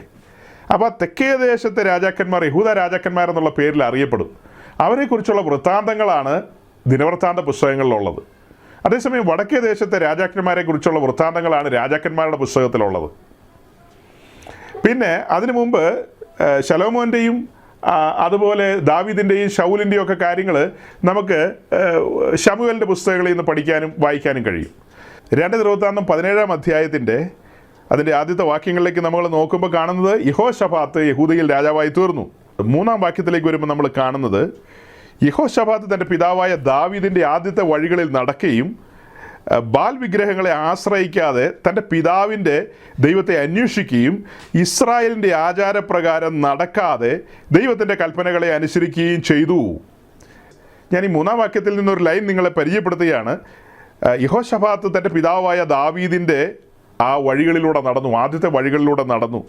4-ാം വാക്യത്തിലേക്ക് വരുമ്പോൾ നമ്മൾ കാണുന്നൊരു കാര്യം, യഹോശഫാത്ത് ഇസ്രായേലിൻ്റെ രീതികൾ പിന്തുടരാതെ തൻ്റെ പിതാവായ ദാവീദിൻ്റെ വഴികളിൽ നടന്നെന്ന്. അപ്പോൾ ഇതിൽ ഈ വാക്യങ്ങളിലൊക്കെ ഓരോ വാക്കുകൾ ഞാൻ പുറത്തെടുക്കും. അത് നിങ്ങൾ സൂക്ഷ്മമായി ശ്രദ്ധിക്കുമ്പോഴാണ് ഈ കാണിച്ച വീഡിയോയും ഈ ബ്രോഷറുകളുടെയൊക്കെ അർത്ഥം നിങ്ങൾക്ക് മനസ്സിലാകാൻ പോകുന്നത്, ഇതിൻ്റെയൊക്കെ ഗൗരവം മനസ്സിലാകാൻ പോകുന്നത്. അപ്പോൾ ഈ 17-ാം അധ്യായത്തിൽ നമ്മൾ അത്രയും കാര്യങ്ങളാണ് കാണുന്നത്. യഹോശഫാത്തിനെ കുറിച്ച് മനസ്സിലായല്ലോ. പിന്നീട് താഴെ കാണുന്ന യഹോശഫാത്ത് പ്രബലനായി തീർന്നു, ധനം കൊണ്ടും ശക്തി കൊണ്ടും എല്ലാം കൊണ്ടും. യഹോശഫാത്തിനെ കുറിച്ച് നമ്മൾ പഠിക്കുമ്പോൾ കാണുന്നത് യഹോവയ്ക്ക് പ്രസാദമുള്ള കാര്യങ്ങൾ ചെയ്തൊരു രാജാവെന്ന നിലയിലാണ് യഹോശഫാത്തിനെ ചരിത്രത്തിൽ അറിയപ്പെടുന്നത്. ദാവീദിൻ്റെ വഴികളിൽ നടന്ന മനുഷ്യനാണ്. എന്നാൽ തൻ്റെ ഒടുവിലേക്ക് വരുന്നൊരു സമയത്ത് ചില മിസ്റ്റേക്കുകൾ തനിക്ക് സംഭവിക്കുന്നു. ആ മിസ്റ്റേക്കുകൾ എന്ന് പറയുന്നത് 18-ാം അധ്യായത്തിൻ്റെ തുടക്കത്തിലെ വാക്യമാണ്. 18-ാം അധ്യായത്തിൻ്റെ തുടക്കത്തിൽ കാണുന്ന യഹോശഫാത്തിന് ധനവും മാനവും വളരെ ഉണ്ടായിരുന്നു. അവൻ ആഹാബിനോട് സംബന്ധം കൂടി. അപ്പോൾ യഹോശഫാത്തിന് ധനവും മാനവും ഒക്കെ വന്നു കഴിഞ്ഞപ്പോൾ താൻ ഒരു സംബന്ധം കൂടിയ കാര്യം എഴുതിയിരിക്കുന്നത്. അതായത് താൻ കല്യാണം കഴിച്ചെന്നല്ല, തൻ്റെ മകനൊരു കല്യാണം നടത്തി. ആ കല്യാണം എങ്ങനെയെന്നുള്ള കാര്യം അറിയണമെങ്കിൽ 2 രാജാക്കന്മാരുടെ പുസ്തകം 8-ാം അധ്യായത്തിൻ്റെ 18-ാമത്തെ വാക്യം ഒന്ന് വായിച്ചേ. 18-ാമത്തെ വാക്യം. ആഹാബ് അവന് ഭാര്യയായിരുന്നത് കൊണ്ട് അവൻ ആഹാബിന്റെ ഗ്രഹം ചെയ്തതുപോലെ ഇസ്രായേൽ രാജാക്കന്മാരുടെ വഴിയിൽ നടന്ന് യഹോവയ്ക്ക് അനിഷ്ടമായുള്ളത് ചെയ്തു. അതിലേക്ക് വരുന്നതിന് മുമ്പ് അതിൻ്റെ തൊട്ട് മുകളിലത്തെ വാക്യങ്ങൾ നിങ്ങൾ പിന്നീട് പരിശോധിക്കുക. അവിടെ യഹോശഫാത്തിന് ശേഷം തൻ്റെ മകനായ 16-ാം വാക്യത്തിലുണ്ട്, യഹോശഫാത്തിന് ശേഷം തൻ്റെ മകനായ യഹോരാം യഹൂദയിൽ രാജാവായി. യഹോശഫാത്തിന് ശേഷം തൻ്റെ മകനായ യഹോരാം യഹൂദയിൽ രാജാവായിരിക്കുമ്പോൾ അവനൊരു സംബന്ധം കൂടാനായിട്ട് യഹോശഫാത്ത് വഴിയൊരുക്കി. ആ വഴി എന്താ? ആഹാബിൻ്റെ മകൾ അവന് ഭാര്യയായിരുന്നത് കൊണ്ട് അവൻ ആഹാബിൻ്റെ ഗ്രഹം ചെയ്തതുപോലെ ഇസ്രായേൽ രാജാക്കന്മാരുടെ വഴിയിൽ നടന്നു. വലിയവനായ ദൈവത്തിന് അശേഷം അംഗീകരിക്കാൻ കഴിയാത്ത വഴികളാണ് ഇസ്രായേൽ രാജാക്കന്മാരുടെ വഴികൾ. ആ വഴികളിലൂടെ ആരുടെ മകനാണ് നടന്നത്? യഹോശഫാത്തിൻ്റെ മകൻ ആ വഴികളിലൂടെ നടക്കുക എന്ന് പറഞ്ഞാൽ അത് ചിന്തിക്കാൻ പറ്റുന്ന കാര്യമല്ല സഹോദരങ്ങളെ, ചിന്തിക്കാൻ പറ്റുന്ന കാര്യമല്ല. ദൈവത്തിൻ്റെ കാര്യങ്ങളും ചട്ടങ്ങളും പ്രമാണങ്ങളും ഒക്കെ ലഭിക്കപ്പെട്ടൊരു സമൂഹമാണ് ഈ യഹൂദ സമൂഹം, അല്ലേ? ദാവീദിനോടുള്ള ദൈവത്തിൻ്റെ നിശ്ചല കൃപകളൊക്കെ ദൈവം ഓർക്കുകയാണ്. അതായത് അവൻ്റെ ഗ്രഹത്തെക്കുറിച്ച് പറയുമ്പോൾ അവൻ്റെ ഗ്രഹത്തെ എന്നേക്ക് മുടിച്ച് കളയില്ലെന്നൊക്കെ യഹോവ വാഗ്ദത്തം കൊടുത്തിട്ടുള്ളതാണ്. അപ്പോൾ ആ യഹൂദ ഗ്രഹത്തിലുള്ള യഹോശഫാത്തിൻ്റെ മകൻ ഇങ്ങനെയുള്ള കാര്യം ചെയ്യുമ്പോൾ അത് ദൈവത്തിന് കോപകരമായ കാര്യമാണ്. എന്നിട്ട് അതിൻ്റെ 27-ാം വാക്യത്തിൽ വരുമ്പോൾ നമ്മൾ കാണുന്നത്, അവൻ ആഹാബ് ഗ്രഹത്തിൻ്റെ വഴിയിൽ നടന്നു, ആഹാബ് ഗ്രഹം ചെയ്തതുപോലെ യഹോവയ്ക്ക് അനിഷ്ടമായത് ചെയ്തു. അവൻ ആഹാബിൻ്റെ ഗ്രഹത്തോട് സംബന്ധമുള്ളവനായിരുന്നുവല്ലോ. ആഹാബിൻ്റെ ഗ്രഹത്തിൽ നിന്ന് വിവാഹം കഴിച്ചെന്നാണ് വായിക്കുന്നത്. ഇനി ദിനവൃത്താന്ത പുസ്തകത്തിലേക്ക് നമ്മൾ വരികയാണ്, 18-ാം അധ്യായത്തിലേക്ക്. അവിടേക്ക് മടങ്ങി വരുമ്പോൾ നമ്മൾ കാണുന്നുണ്ട് യഹോശഫാത്തിൻ്റെ മകൻ ഒമ്രിയുടെ മകളെ കല്യാണം കഴിച്ചെന്ന്. ഒമ്രി ആരാ? ആഹാബിൻ്റെ പിതാവാണ് ഒമ്രി. ഒമ്രിയെക്കുറിച്ച് എന്തെന്നാണ് പുസ്തകം പറയുന്നത്? യഹോവയായ ദൈവത്തെ ഇതുപോലെ കോപിപ്പിച്ച ഒരുത്തം വേറെ ഇല്ലെന്ന. അത് കഴിഞ്ഞ് അതിൻ്റെ ഡോസേജ് കൂട്ടി തൻ്റെ മകനായ ആഹാബ് ദൈവത്തെ കോപിപ്പിക്കുന്ന കാര്യത്തിൽ അപ്പനും മോനും ഞാനാണോ നീയാണോ വലുതെന്നുള്ള രീതിയിലാണ് നിന്നത്. അപ്പോൾ പറഞ്ഞു വരുമ്പോൾ അവിടെ ആഹാബിൻ്റെ മകളെന്ന് പറയുമ്പോൾ ഒമ്രിയുടെ മകനായ ആഹാബിൻ്റെ മകളെന്നുള്ളതാണ് ഉദ്ദേശം. പക്ഷെ എഴുതുമ്പോൾ ഒമ്രിയുടെ മകൾ എന്ന് തന്നെ എഴുതി. അത് എന്തിനാണ് പരിശുദ്ധാത്മാവ് അങ്ങനെ എഴുതിയത്? ഇവന്മാർ രണ്ടും കുരുത്തം കെട്ടതായിരുന്നു. ആ കുരുത്തം കെട്ടതിൽ നിന്ന് വന്ന മോള അതിലും കടയായിരുന്നു എന്നുള്ളതാണ് അവളെക്കുറിച്ചുള്ള ചരിത്രം നമ്മൾ പഠിക്കുന്നത്. ആ 18-ാം അധ്യായത്തിലെ ആദ്യത്തെ വാക്യം വായിച്ചിട്ട് വേഗം മുന്നോട്ട് പോവുകയാണ്. ഈ 18-ാം അധ്യായത്തിൻ്റെ താഴേക്ക് നമ്മൾ നോക്കുമ്പോൾ ആഹാബ് യഹോശഫാത്തിനെ വശീകരിച്ചുകൊണ്ട് അവൻ യുദ്ധത്തിന് പോവുകയാണ്. ആ യുദ്ധത്തോടുള്ള ബന്ധത്തിലാണ് ആഹാബ് മരിക്കുന്നത്. യഹോശഫാത്ത് കഷ്ടിച്ച് രക്ഷപ്പെടുന്നതാണ് നമ്മൾ കാണുന്നത്. അപ്പോൾ ആ യുദ്ധത്തിന് പോകുന്നതിനോടുള്ള ബന്ധത്തിൽ 400 പ്രവാചകന്മാരോട് ചോദ്യം ചോദിക്കുന്നതും അവരെല്ലാം യുദ്ധത്തിന് പോകുക കൃതാർത്ഥനാകുമെന്ന് പറഞ്ഞു. അതേസമയം ദൈവത്തിൻ്റെ പ്രവാചകനായ മീഖായാവ് മാത്രം പറഞ്ഞു പോയാൽ തീർന്നെന്ന് പറഞ്ഞു. പക്ഷേ അതിനെയെല്ലാം മറികടന്നുകൊണ്ട് ഇവർ പോകുന്നു. ആഹാബിൻ്റെ അന്ത്യം കുറിക്കപ്പെടുകയാണ്. ദൈവത്തിൻ്റെ പ്രവാചകൻ്റെ വാക്കിനെ മറികടന്നു പോയ ആഹാബിൻ്റെ അവസാനം അവിടെ സംഭവിക്കുകയാണ്. അങ്ങനെ അതൊക്കെ കഴിഞ്ഞിട്ട് സഹോദരങ്ങളെ, അടുത്ത അധ്യായങ്ങളിലേക്ക് നമ്മൾ വരുമ്പോൾ 19, 20 അധ്യായങ്ങളെല്ലാം യഹോശഫാത്ത് നിറഞ്ഞു നിൽക്കുകയാണ്. 21-ാം അധ്യായത്തിൻ്റെ തുടക്കത്തിലേക്ക് വരുമ്പോൾ യഹോശഫാത്ത് തൻ്റെ പിതാക്കന്മാരെ പോലെ നിദ്ര പ്രാപിച്ചു. ദാവീദിൻ്റെ നഗരത്തിൽ അവൻ്റെ പിതാക്കന്മാരോടുകൂടെ അവനെ അടക്കം ചെയ്തു. അവൻ്റെ മകനായ യഹോരാം അവന് പകരം രാജാവായി. ആ കാര്യമാണ് നമ്മൾ രാജാക്കന്മാരുടെ പുസ്തകത്തിൽ അല്പം മുമ്പ് വായിച്ചത്. യഹോശഫാത്തിൻ്റെ മകൻ വിവാഹം കഴിച്ച കാര്യമാണ് രാജാക്കന്മാരുടെ പുസ്തകത്തിൽ നിന്ന് വായിച്ചത്. അത് കഴിഞ്ഞിട്ട് നമ്മൾ താഴേക്ക് നോക്കുമ്പോൾ യഹോശഫാത്തിൻ്റെ മകനായ യഹോരാമിനെ കുറിച്ച് പറയുമ്പോൾ അവൻ ഈ ആഹാബിൻ്റെ സ്വഭാവം, അമ്മായിയപ്പൻ്റെ സ്വഭാവം തന്നെ പ്രകടിപ്പിച്ച ഒരുത്തനാണ്. ഈ 18-ാം അധ്യായത്തിൽ ഞാൻ നിങ്ങളുടെ മുമ്പിൽ വെക്കുന്ന ഒരു കാര്യം, അതിന് മുൻപുള്ള അധ്യായത്തിലെ ഒരു വാക്യം കൂടെ നിങ്ങളുടെ മുമ്പിൽ വെച്ചു. ഇസ്രായേൽ എന്ന് പറയുന്ന ദൈവത്തിൻ്റെ ജനമല്ലേ? 10 ഗോത്രക്കാർ, നോർത്തേൺ പ്രൊവിൻസ്, ശരിക്കും പറഞ്ഞാൽ ദൈവത്തിൻ്റെ ജനമാണ്. പക്ഷേ അവരിന്ന് ദൈവമായിട്ടൊരു ബന്ധമില്ലാത്തവരാണ്. അവർ ബാലിനെയും അശേരയെയും സേവിക്കുന്നവരാണ്. ദൈവത്തിൻ്റെ വഴിയിൽ നിന്ന് അകന്നുപോയ ആളുകളാണ്. അവരുടെ ഇടയിൽ നിന്നൊരു സംബന്ധം വലിയവനായ ദൈവം ആഗ്രഹിക്കുന്നില്ല. ഒരു കൂട്ടുകെട്ട് ദൈവം ആഗ്രഹിക്കുന്നില്ല. ഇവിടെ രണ്ട് കാര്യം സംഭവിച്ചു. ഇന്നലെ ഞാൻ 1-2 പേരോട് സംസാരിക്കുകയായിരുന്നു. ചില ദൈവദാസന്മാർക്ക് അവരുടെ ജീവിതത്തിൽ സംഭവിക്കുന്ന അബദ്ധങ്ങൾ, വിവാഹ സംബന്ധമായ രീതിയിലാണ് അബദ്ധങ്ങൾ സംഭവിക്കുന്നത്. ഇവിടെ യഹോശഫാത്ത് ആദ്യം ആഹാബുമായിട്ട് കൂട്ടുകൂടി യുദ്ധത്തിനൊക്കെ പോയി ആ അടുപ്പം ക്രമേണ വർദ്ധിച്ചു വന്ന് പിന്നീട് തൻ്റെ മകനെ ആഹാബിൻ്റെ മകളുമായിട്ട് വിവാഹം കഴിപ്പിക്കുന്നു. നടക്കാൻ പാടില്ലാത്ത കാര്യം. പിന്നീട് സംഭവിച്ചതെന്താ? യഹോശാഫാത്തിന് തൻ്റെ മകനെ നഷ്ടമായിപ്പോയി. യഹോശാഫാത്തിന് തൻ്റെ മകനെ എന്ത് ചെയ്തു? നഷ്ടപ്പെട്ടു സഹോദരങ്ങളെ. അവൻ ഇസ്രായേലിൻ്റെ വഴികളിൽ നടന്നു. ഇസ്രായേലിൻ്റെ വഴികളിൽ, വേറെ അശേരയുടെ വഴിയിലോ ബാലിൻ്റെ വഴിയൊന്നുമല്ല, ഇസ്രായേലിൻ്റെ വഴി. ഇസ്രായേൽ വഴി തെറ്റിക്കഴിഞ്ഞു. അതുകൊണ്ടാണ് വായിച്ചത്, യഹോശാഫാത്ത് ഇസ്രായേലിൻ്റെ ആചാരപ്രകാരം നടന്നില്ല തുടക്കകാലത്ത്, പക്ഷെ പിന്നീട് തെറ്റായ ആ കൂട്ടുകെട്ടിലേക്ക് പോയി. അതാണ് ഞാൻ നിങ്ങളുടെ മുമ്പാകെ ഉയർത്തുന്നത്, തെറ്റായ ആ കൂട്ടുകെട്ടിനെ കുറിച്ചാണ്. അങ്ങനെ തനിക്ക് ജനിക്കപ്പെട്ട മകൻ യഹോരാം അവൻ വഴിതെറ്റിയത് കണ്ടോ? അവനെക്കുറിച്ച് 21-ാം അധ്യായത്തിൽ എന്താ കാണുന്നത്? അതിൻ്റെ 6-ാം വാക്യത്തിൻ്റെ പകുതിയിൽ വരുമ്പോൾ കാണുന്നത് അവൻ ഇസ്രായേൽ രാജാക്കന്മാരുടെ വഴിയിൽ നടന്നെന്നാണ്. അവൻ ഇസ്രായേൽ രാജാക്കന്മാരുടെ വഴിയിൽ നടന്നു. പിന്നീട് അതിൻ്റെ താഴെയുണ്ട്, അവൻ അങ്ങനെ നടന്നെങ്കിലും അവൻ്റെ രാജ്യത്വം മുടിച്ചു കളയാതെ യഹോവ നിർത്തിയത് ദാവീദിനെ ഓർത്ത് മാത്രമെന്ന് അവിടെ എഴുതിയിരിക്കുന്നത്. അതും കഴിഞ്ഞിട്ട് ഞാൻ നിങ്ങളുടെ ശ്രദ്ധയെ 10-ാം വാക്യത്തിലേക്ക് കൊണ്ടിരിക്കുകയാണ്. 21-ാം അധ്യായത്തിൻ്റെ 10-ാം വാക്യം. ഞാൻ തുടക്കത്തിലേ പറഞ്ഞു, ഒരു വാക്യം വായിച്ചിട്ട് അതിൻ്റെ വിശദീകരണത്തിലേക്ക് വരികയല്ല, പകരം ഞാനിങ്ങനെ കുറേ വാക്യങ്ങൾ വായിച്ച് 25-ാം അധ്യായത്തിൽ വന്നങ്ങ് അവസാനിപ്പിക്കും, വേഗം അവസാനിപ്പിക്കും. ഇതിനിടയിൽ ഈ വാക്യങ്ങളെയാണ് നിങ്ങൾ ശ്രദ്ധിക്കേണ്ടത്.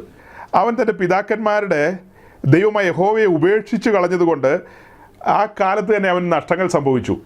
അവൻ തൻ്റെ പിതാക്കന്മാരുടെ ദൈവമായ യഹോവയെ ഉപേക്ഷിച്ചു. എങ്ങനെയാ? യഹോരാം തൻ്റെ പിതാക്കന്മാരുടെ ദൈവമായ യഹോവയെ ഉപേക്ഷിച്ച് കളഞ്ഞു. അത് കഴിഞ്ഞിട്ട് അതിൻ്റെ തൊട്ട് താഴെയുള്ള വാക്യം 11-ാം വാക്യത്തിലേക്ക് വരുമ്പോൾ കാണുന്നത്, അവൻ യഹൂദ പർവ്വതങ്ങളിൽ പൂജാഗിരികളെ ഉണ്ടാക്കി യെരുശലേം നിവാസികളെ പരസംഗം ചെയ്യുമാറാക്കി, എന്നിട്ട് യഹൂദയെ തെറ്റിച്ച് കളഞ്ഞു. ഇത് അന്നത്തെ കാലത്തെ കാര്യമാണ്. തെറ്റായ വഴികളിൽ നടന്ന് യഹൂദയെ, ഈ ജനത്തെ തെറ്റിച്ച് കളഞ്ഞു. ആരാ തെറ്റിച്ച് കളഞ്ഞത്? നിങ്ങൾക്കിത് കേൾക്കുമ്പോൾ പെട്ടെന്ന് അതിൻ്റെ സീരിയസ്നെസ് മനസ്സിലാകില്ല. ഞാൻ ആരെക്കുറിച്ചാണ് പറഞ്ഞത്? യഹോശാഫാത്തിൻ്റെ മകനായ യഹോരാമിനെ കുറിച്ചാണ് പറയുന്നത്. അവൻ ആരാ? അവൻ ദൈവത്തിൻ്റെ അഭിഷിക്തനാണ്. അവൻ ദാവീദിൻ്റെ കൊച്ചുമോനാണ്. പ്രമാണത്തെ മുറുകെ പിടിക്കേണ്ടവനാണ്. ന്യായപ്രമാണം അവൻ്റെ പക്കലുണ്ട്. ആ ന്യായപ്രമാണം തൻ്റെ പക്കൽ ഇരിക്കുമ്പോഴാണ് അവൻ ബാലിനി അശേരയൊക്കെ സേവിക്കുന്നത്. അത് കഴിഞ്ഞിട്ട് 12-ാം വാക്യത്തിൽ എന്താ കാണുന്നതെന്ന് അറിയാവോ?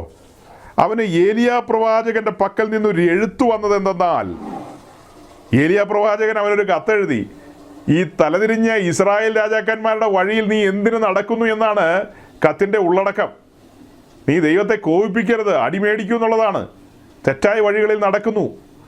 അത് കഴിഞ്ഞ് 13-ാം വാക്യത്തിലേക്ക് വരുമ്പോൾ കാണുന്നത്, ഇസ്രായേൽ രാജാക്കന്മാരുടെ വഴിയിൽ നടക്കുകയും ആഹാബ് ഗ്രഹത്തിൻ്റെ പരസംഗം പോലെ യഹൂദയെയും യെരുശലേം നിവാസികളെയും പരസംഗം ചെയ്യുമാറാക്കുകയും. ഇസ്രായേൽ എന്ന് പറയുന്ന ഒരു സമൂഹം, അവരുടെ അഭിഷിക്തന്മാരെന്ന് പറയപ്പെടുന്ന രാജാക്കന്മാർ, അന്ന് രാജാക്കന്മാരാണല്ലോ, രാജാക്കന്മാരും പുരോഹിതന്മാരും. പിന്നീടാണ് നമ്മൾ പ്രവാചകന്മാരെ കാണുന്നത്. 2 കൂട്ടം ആളുകളെയാണ് കാണുന്നത്. ഒന്ന് പുരോഹിതന്മാരും പിന്നീട് രാജാക്കന്മാരും. അത് കഴിഞ്ഞിട്ടാണ് പ്രവാചകന്മാർ രംഗത്ത് വരുന്നത്.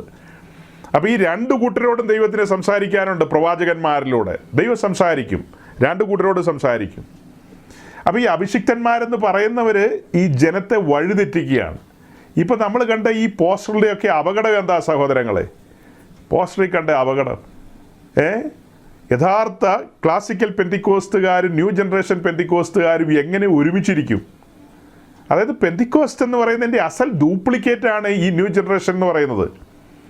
ന്യൂ ജനറേഷൻ പെന്തിക്കോസ്റ്റ് എന്ന് പറയുന്നത് ഇതിൻ്റെ അസൽ ഡ്യൂപ്ലിക്കേറ്റാണ്. ഇവിടെ എന്തെല്ലാം ദൈവം ഡിസൈൻ ചെയ്തിട്ടുണ്ടോ അതിൻ്റെ എല്ലാം ഡ്യൂപ്ലിക്കേറ്റാണ് മറു സൈഡിലുള്ളത്. ഇവിടെ സ്വോത്രമുണ്ട്, അവിടെ സ്വോത്രമുണ്ട്. ഇവിടെ അല്ലേലിയുണ്ട്, അവിടെ അല്ലേലിയുണ്ട്. ഇവിടെ സ്നാനം ഉണ്ടെങ്കിൽ അവിടെ സ്നാനമുണ്ട്. ഇവിടെ അന്യഭാഷയുണ്ടെങ്കിൽ അവിടെ അന്യഭാഷയുണ്ട്. ഇപ്പം കേട്ടില്ലേ അന്യഭാഷകളൊക്കെ ഒത്തിരി?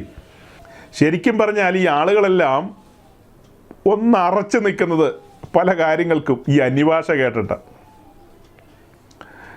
പരിശുദ്ധാത്മാവിൽ മാത്രമല്ല സഹോദരങ്ങളെ അന്യഭാഷ പറയുന്നത്. സാത്താനും അനേകരെ അഭിഷേകം ചെയ്ത് നിർത്തിയിട്ടുണ്ട്, അവൻ്റെ ഏജന്റുമാരെ. അവർ നമ്മൾ അന്യഭാഷ പറയുന്നതിനേക്കാളും അധികമായിട്ട് അന്യഭാഷ പറഞ്ഞു കളയും. അതിലൊക്കെ റിസർച്ച് നടത്തുന്ന പാർട്ടികളാണ് അവരൊത്തിരി അന്യഭാഷയൊക്കെ പറയും.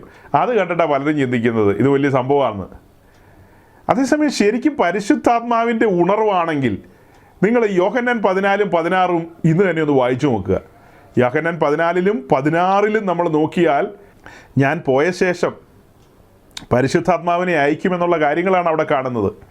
പരിശുദ്ധാത്മാവ് വരുമ്പോൾ സകല സത്യത്തിലും നമ്മെ വഴി നടത്തുകയാണ്. അവൻ എനിക്കുള്ളതിൽ നിന്ന് എടുത്ത് നിങ്ങൾക്ക് തരികയാണ്, അവൻ എന്നെ മഹത്വപ്പെടുത്തുമെന്നാണ് എഴുതിയിരിക്കുന്നത്. പരിശുദ്ധാത്മാവ് വരുമ്പോൾ ശരിക്കും ഈ സമയം പോയില്ലായിരുന്നെങ്കിൽ ഞാൻ ഇവിടെ നിന്ന് ഈ കാര്യങ്ങൾ പറഞ്ഞ് മുന്നോട്ട് കൊണ്ടുവന്നിട്ട് നെഹമ്യാവിൻ്റെ പുസ്തകത്തിൽ ചെന്ന് ചില കാര്യങ്ങളും കൂടെ നിങ്ങളുടെ മുമ്പാകെ ചൂണ്ടിക്കാണിച്ചേനെ. സമയം പോയതുകൊണ്ട് അങ്ങോട്ട് പോകുന്നില്ല. ഇവിടെ തന്നെ ഞാൻ ഓടിച്ചവസാനിപ്പിക്കുക. പരിശുദ്ധാത്മാവിൻ്റെ പ്രവർത്തനങ്ങളാണെങ്കിൽ സത്യോപദേശം വെളിപ്പെടും. പരിശുദ്ധാത്മാവിൽ നിറഞ്ഞിട്ടാണ് ആ സഹോദരന്മാരൊക്കെ അവിടെ ക്രൂശ് പ്രസംഗിക്കും.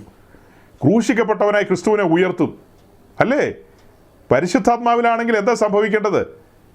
അവൻ്റെ അപ്പസ്തലന്മാർ സഞ്ചരിച്ചതുപോലെ ഇവരും സഞ്ചരിക്കാൻ ആരംഭിക്കും. ക്രൂശ് പ്രസംഗിക്കും. ക്രൂശിക്കപ്പെട്ട ക്രിസ്തുവിനെ പരിചയപ്പെടുത്തും. ജനത്തെ ഉദ്ബോധിപ്പിക്കും. ഒരുവൻ എന്നെ അനുഗമിക്കാൻ ഇച്ഛിച്ചാൽ തന്നെത്താൻ ത്യജിച്ച് നാൾതോറും ക്രൂശ് എടുക്കണമെന്ന് ഇവർ ഉദ്ബോധിപ്പിക്കും. ഇവരുടെ വായിൽ നിന്ന് ഇന്ന് വരെ അങ്ങനത്തെ ഒരു വാക്ക് വന്നിട്ടില്ല. ഇവരുടെ ഒരുത്തൻ്റെ വായിൽ നിന്ന് അങ്ങനെ ഒരു വാക്ക് വന്നിട്ടില്ല. ഇവരുടെ ഇടയിൽ ഏറ്റവും പ്രമുഖനായ ഒരുവനുണ്ട്. അദ്ദേഹം ഈ കൂട്ടത്തിലില്ല. ഈ തവണ എന്താ വന്നിട്ടില്ലെന്ന് തോന്നുന്നു. അപ്പോൾ ഞങ്ങൾ തമ്മിൽ ഒരിക്കൽ ഇരുന്നിങ്ങനെ സംസാരിച്ചപ്പോൾ ഒരു 2005 അദ്ദേഹം പറഞ്ഞു, ഞാൻ ക്രൂശ് ഒന്നും പ്രസംഗിക്കാറില്ല.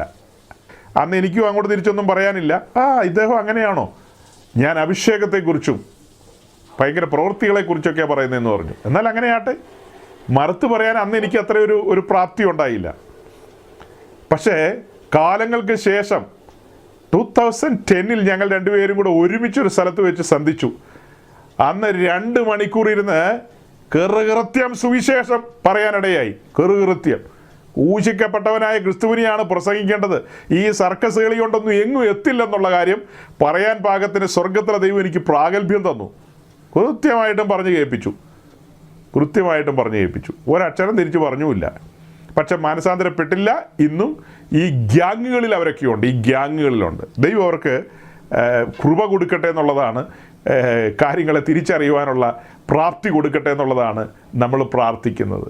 ആരും നഷ്ടപ്പെട്ടു പോകരുത്, ഒരാളും നഷ്ടപ്പെട്ടു പോകരുത്.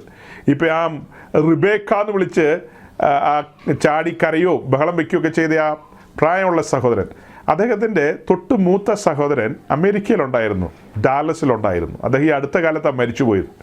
അദ്ദേഹം എൻ്റെ ഏറ്റവും അടുത്തൊരു സ്നേഹിതനാണ്. ഞങ്ങൾ പലപ്പോഴും സംസാരിക്കുകയും പറയുകയൊക്കെ ചെയ്തിട്ടുണ്ട്. ഞാൻ കുമ്പനാടിനടുത്തുള്ളൊരു ചർച്ചിൽ അദ്ദേഹവുമായിട്ട് കടന്നു പോകാനിടയായി. ഒരു ചർച്ചിൽ ഞങ്ങൾ ഒരുമിച്ച് കടന്നുപോയി. അപ്പോൾ പോയ വഴിക്ക് വണ്ടിയിലിരുന്ന് അദ്ദേഹം എന്നോട് പറയുക, എൻ്റെ സജി, എൻ്റെ ഈ അനിയൻ അവൻ നിത്യതയിൽ കാണുമോ സജി? അവൻ ഒരിക്കലും കാണാനൊരു സാധ്യതയില്ല. അദ്ദേഹം എന്നോട് പറഞ്ഞ കാര്യമാണ്. അവൻ്റെ ഈ പോക്ക്, അവൻ്റെ ഈ കാര്യങ്ങൾ അവനെങ്ങനെ നിത്യതയിലെത്തും? ഒരു മാനസാന്തരാനുഭവത്തിലേക്ക് വരണ്ടേ എന്നൊക്കെ എന്നോട് ചോദിക്കുകയായിരുന്നു. അദ്ദേഹത്തിൻ്റെ ഒരു സങ്കടം അതല്ലേ സഹോദരനെക്കുറിച്ച്. എനിവേ, ഞാൻ പറഞ്ഞു വരുന്നത്, ഇവർ ശരിയായ ക്രൂശിൻ്റെ പാതയിൽ വരുന്നില്ല.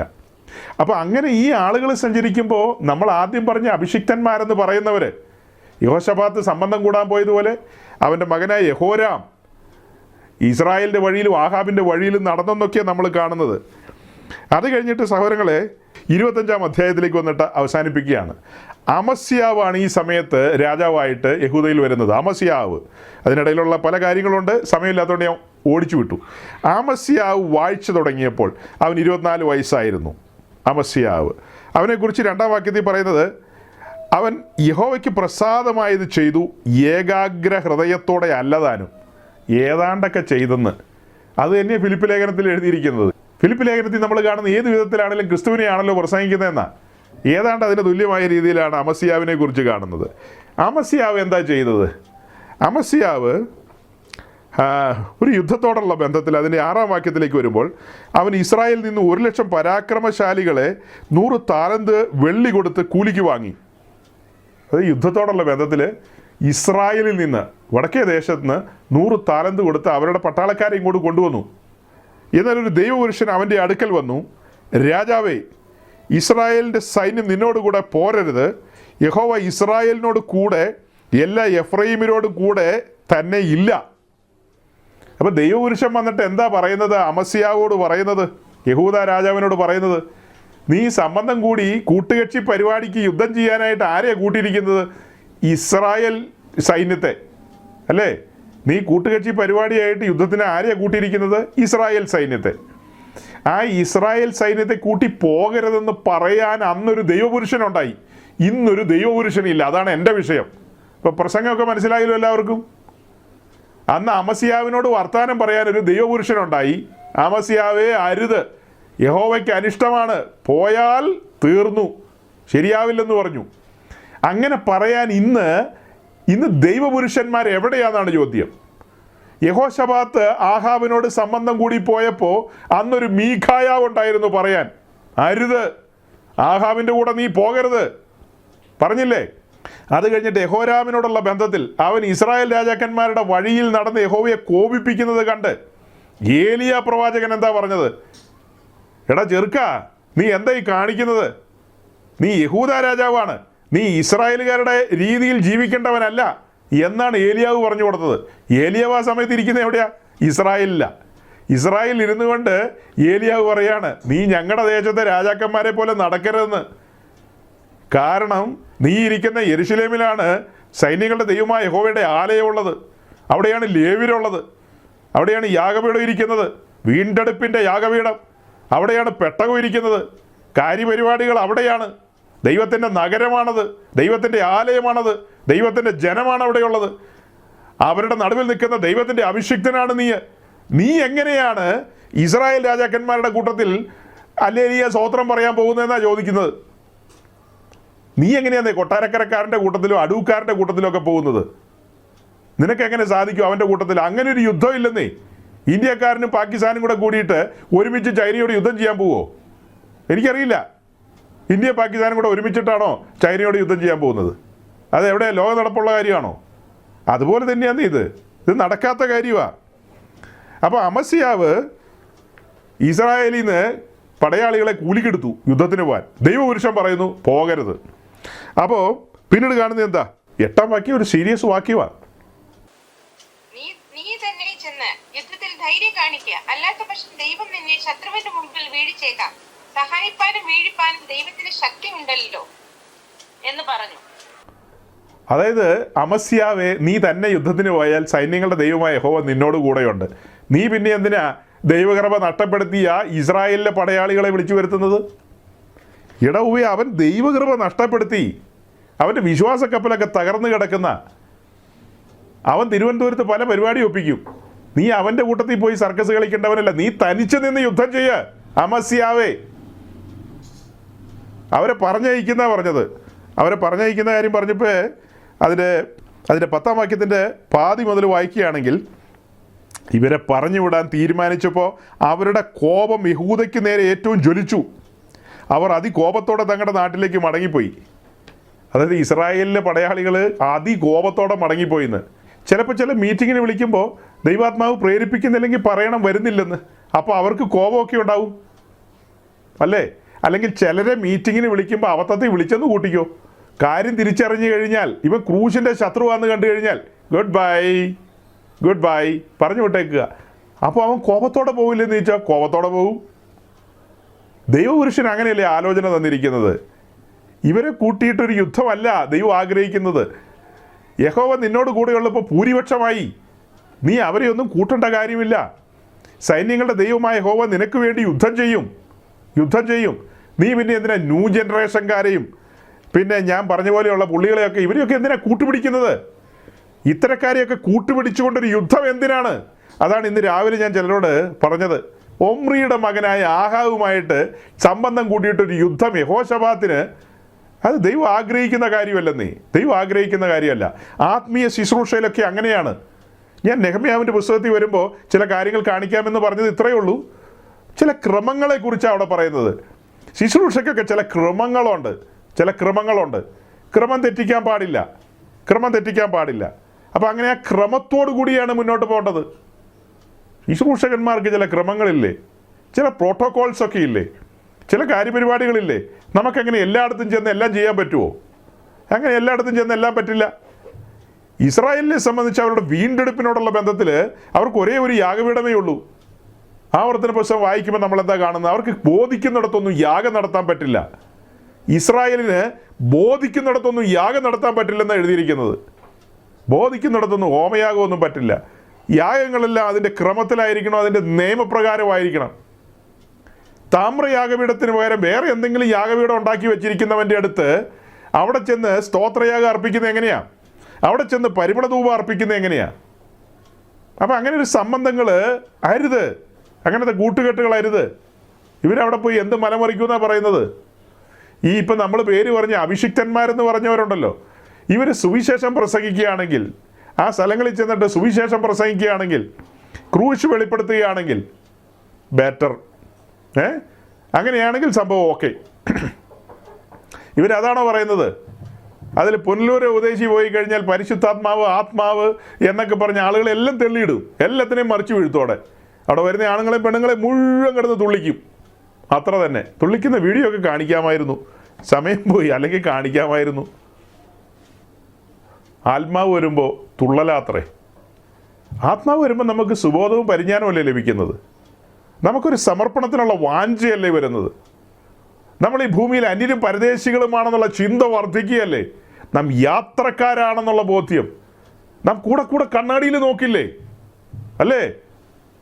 ആത്മാവിൻ്റെ ആ ഒരു നിറവിലേക്ക് വരുമ്പോൾ നാം കൂടെ കൂടെ കണ്ണാടിയിൽ നോക്കും. ഏത് കണ്ണാടിയാ? കൂടെ കൂടെ കണ്ണാടിയിൽ നോക്കും. എൻ്റെ ഒരുക്കം എങ്ങനെയായി? എൻ്റെ ഒരുക്കം എങ്ങനെയായി? ഞാൻ ചട്ടപ്രകാരമാണോ ഒരുങ്ങുന്നത്? കാഹളം തുനിക്കാൻ സമയമായി. എൻ്റെ മണവാളൻ സർവാംഗ സുന്ദരനാണ്. അവൻ എൻ്റെ കൈ പിടിക്കണമെങ്കിൽ ഞാൻ സർവാംഗ സുന്ദരിയാകണം. അവൻ തേജസ്സിന്മേൽ തേജസ് വാരി ചുറ്റി നിൽക്കുകയാണ്. ഞാനും ആ തേജസ്സിന്മേൽ തേജസ് പ്രാപിച്ചെങ്കിൽ മാത്രമേ തേജസ്സിൻ്റെ സിംഹാസനത്തിൽ അവനോടുകൂടെ ഒരുമിച്ചിരിക്കാൻ കഴിയൂ.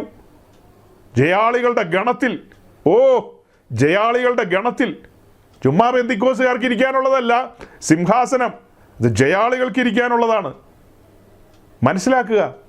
വലിയ വിളിയാണ് നമ്മെ വിളിച്ചിരിക്കുന്നത്, വലിയ വിളി. ആ തിരിച്ചറിവില്ലാതെയാണ് അനേകർ പോയിക്കൊണ്ടിരിക്കുന്നത്. ഈ ജനത്തെ നടത്തുന്നവർ അവരെ വഴിതെറ്റിക്കുന്നതാണ് യെശയ്യാവ് പറയുന്നത്. ഈ ജനത്തെ അവരെ നടത്തുന്നവർ വഴിതെറ്റിക്കുകയാണ്. പല നിലകളിൽ ജനം വഴിതെറ്റി കഴിഞ്ഞിരിക്കുന്നു സഹോദരങ്ങളെ. ഞാൻ വളരെ സങ്കടത്തോടു കൂടിയാണ് ഈ കാര്യങ്ങളൊക്കെ പറയുന്നത്. പഴയ ഒരു ചരിത്രത്തെ കൂട്ടുപിടിച്ചു. യഹൂദ രാജാക്കന്മാർ കൂട്ടുകൂടാൻ പാടില്ലാത്ത ഇസ്രായേൽ രാജാക്കന്മാരോട് പല വാക്യങ്ങളും കൂടെ ഉണ്ട്, അതെല്ലാം ഞാൻ പിന്നീട് തരാം. അപ്പോൾ അങ്ങനെ സംബന്ധം കൂടുകയും ഒരുമിച്ച് ചേർന്നുള്ള യുദ്ധങ്ങളും ദൈവത്തിന് പ്രസാദകരമല്ല, യഹോവയ്ക്ക് അനിഷ്ടമാണതല്ല. അപ്പോൾ നമ്മൾ ഈ കാണുന്ന ഈ കൂട്ടുകെട്ടുകളും കാര്യങ്ങളും ഒന്നും ദൈവത്തിന് പ്രസാദകരമല്ല, ദൈവത്തിന് അനിഷ്ടകരമായ കാര്യങ്ങളാണ്. ദൈവത്തിൻ്റെ സഭ തനിച്ചു പാർക്കുന്നവരുടെ കൂട്ടമാണ്. വിശുദ്ധിക്കും വേർപാടിനും വളരെ പ്രാധാന്യം കൊടുക്കുന്നവരാണ്. അനുദിന ജീവിതത്തിൽ നാം ആ വിശുദ്ധിയിൽ വർദ്ധിച്ചു വരണം. ക്രിസ്തുവിൻ്റെ സ്വഭാവത്തോട് അനുരൂപരായി ആ തേജസ്സിന്മേൽ തേജസ് പ്രാപിക്കാൻ പാകത്തിന് സ്വർഗത്തിലെ ദൈവം എന്നെയും നിങ്ങളെയും സഹായിക്കട്ടെ എന്നുള്ള പ്രാർത്ഥനയോടെ, ആശംസയോടെ ഞാൻ എൻ്റെ വാക്കുകൾ ചുരുക്കുന്നു. ദൈവം അനുഗ്രഹിക്കട്ടെ. Thank you.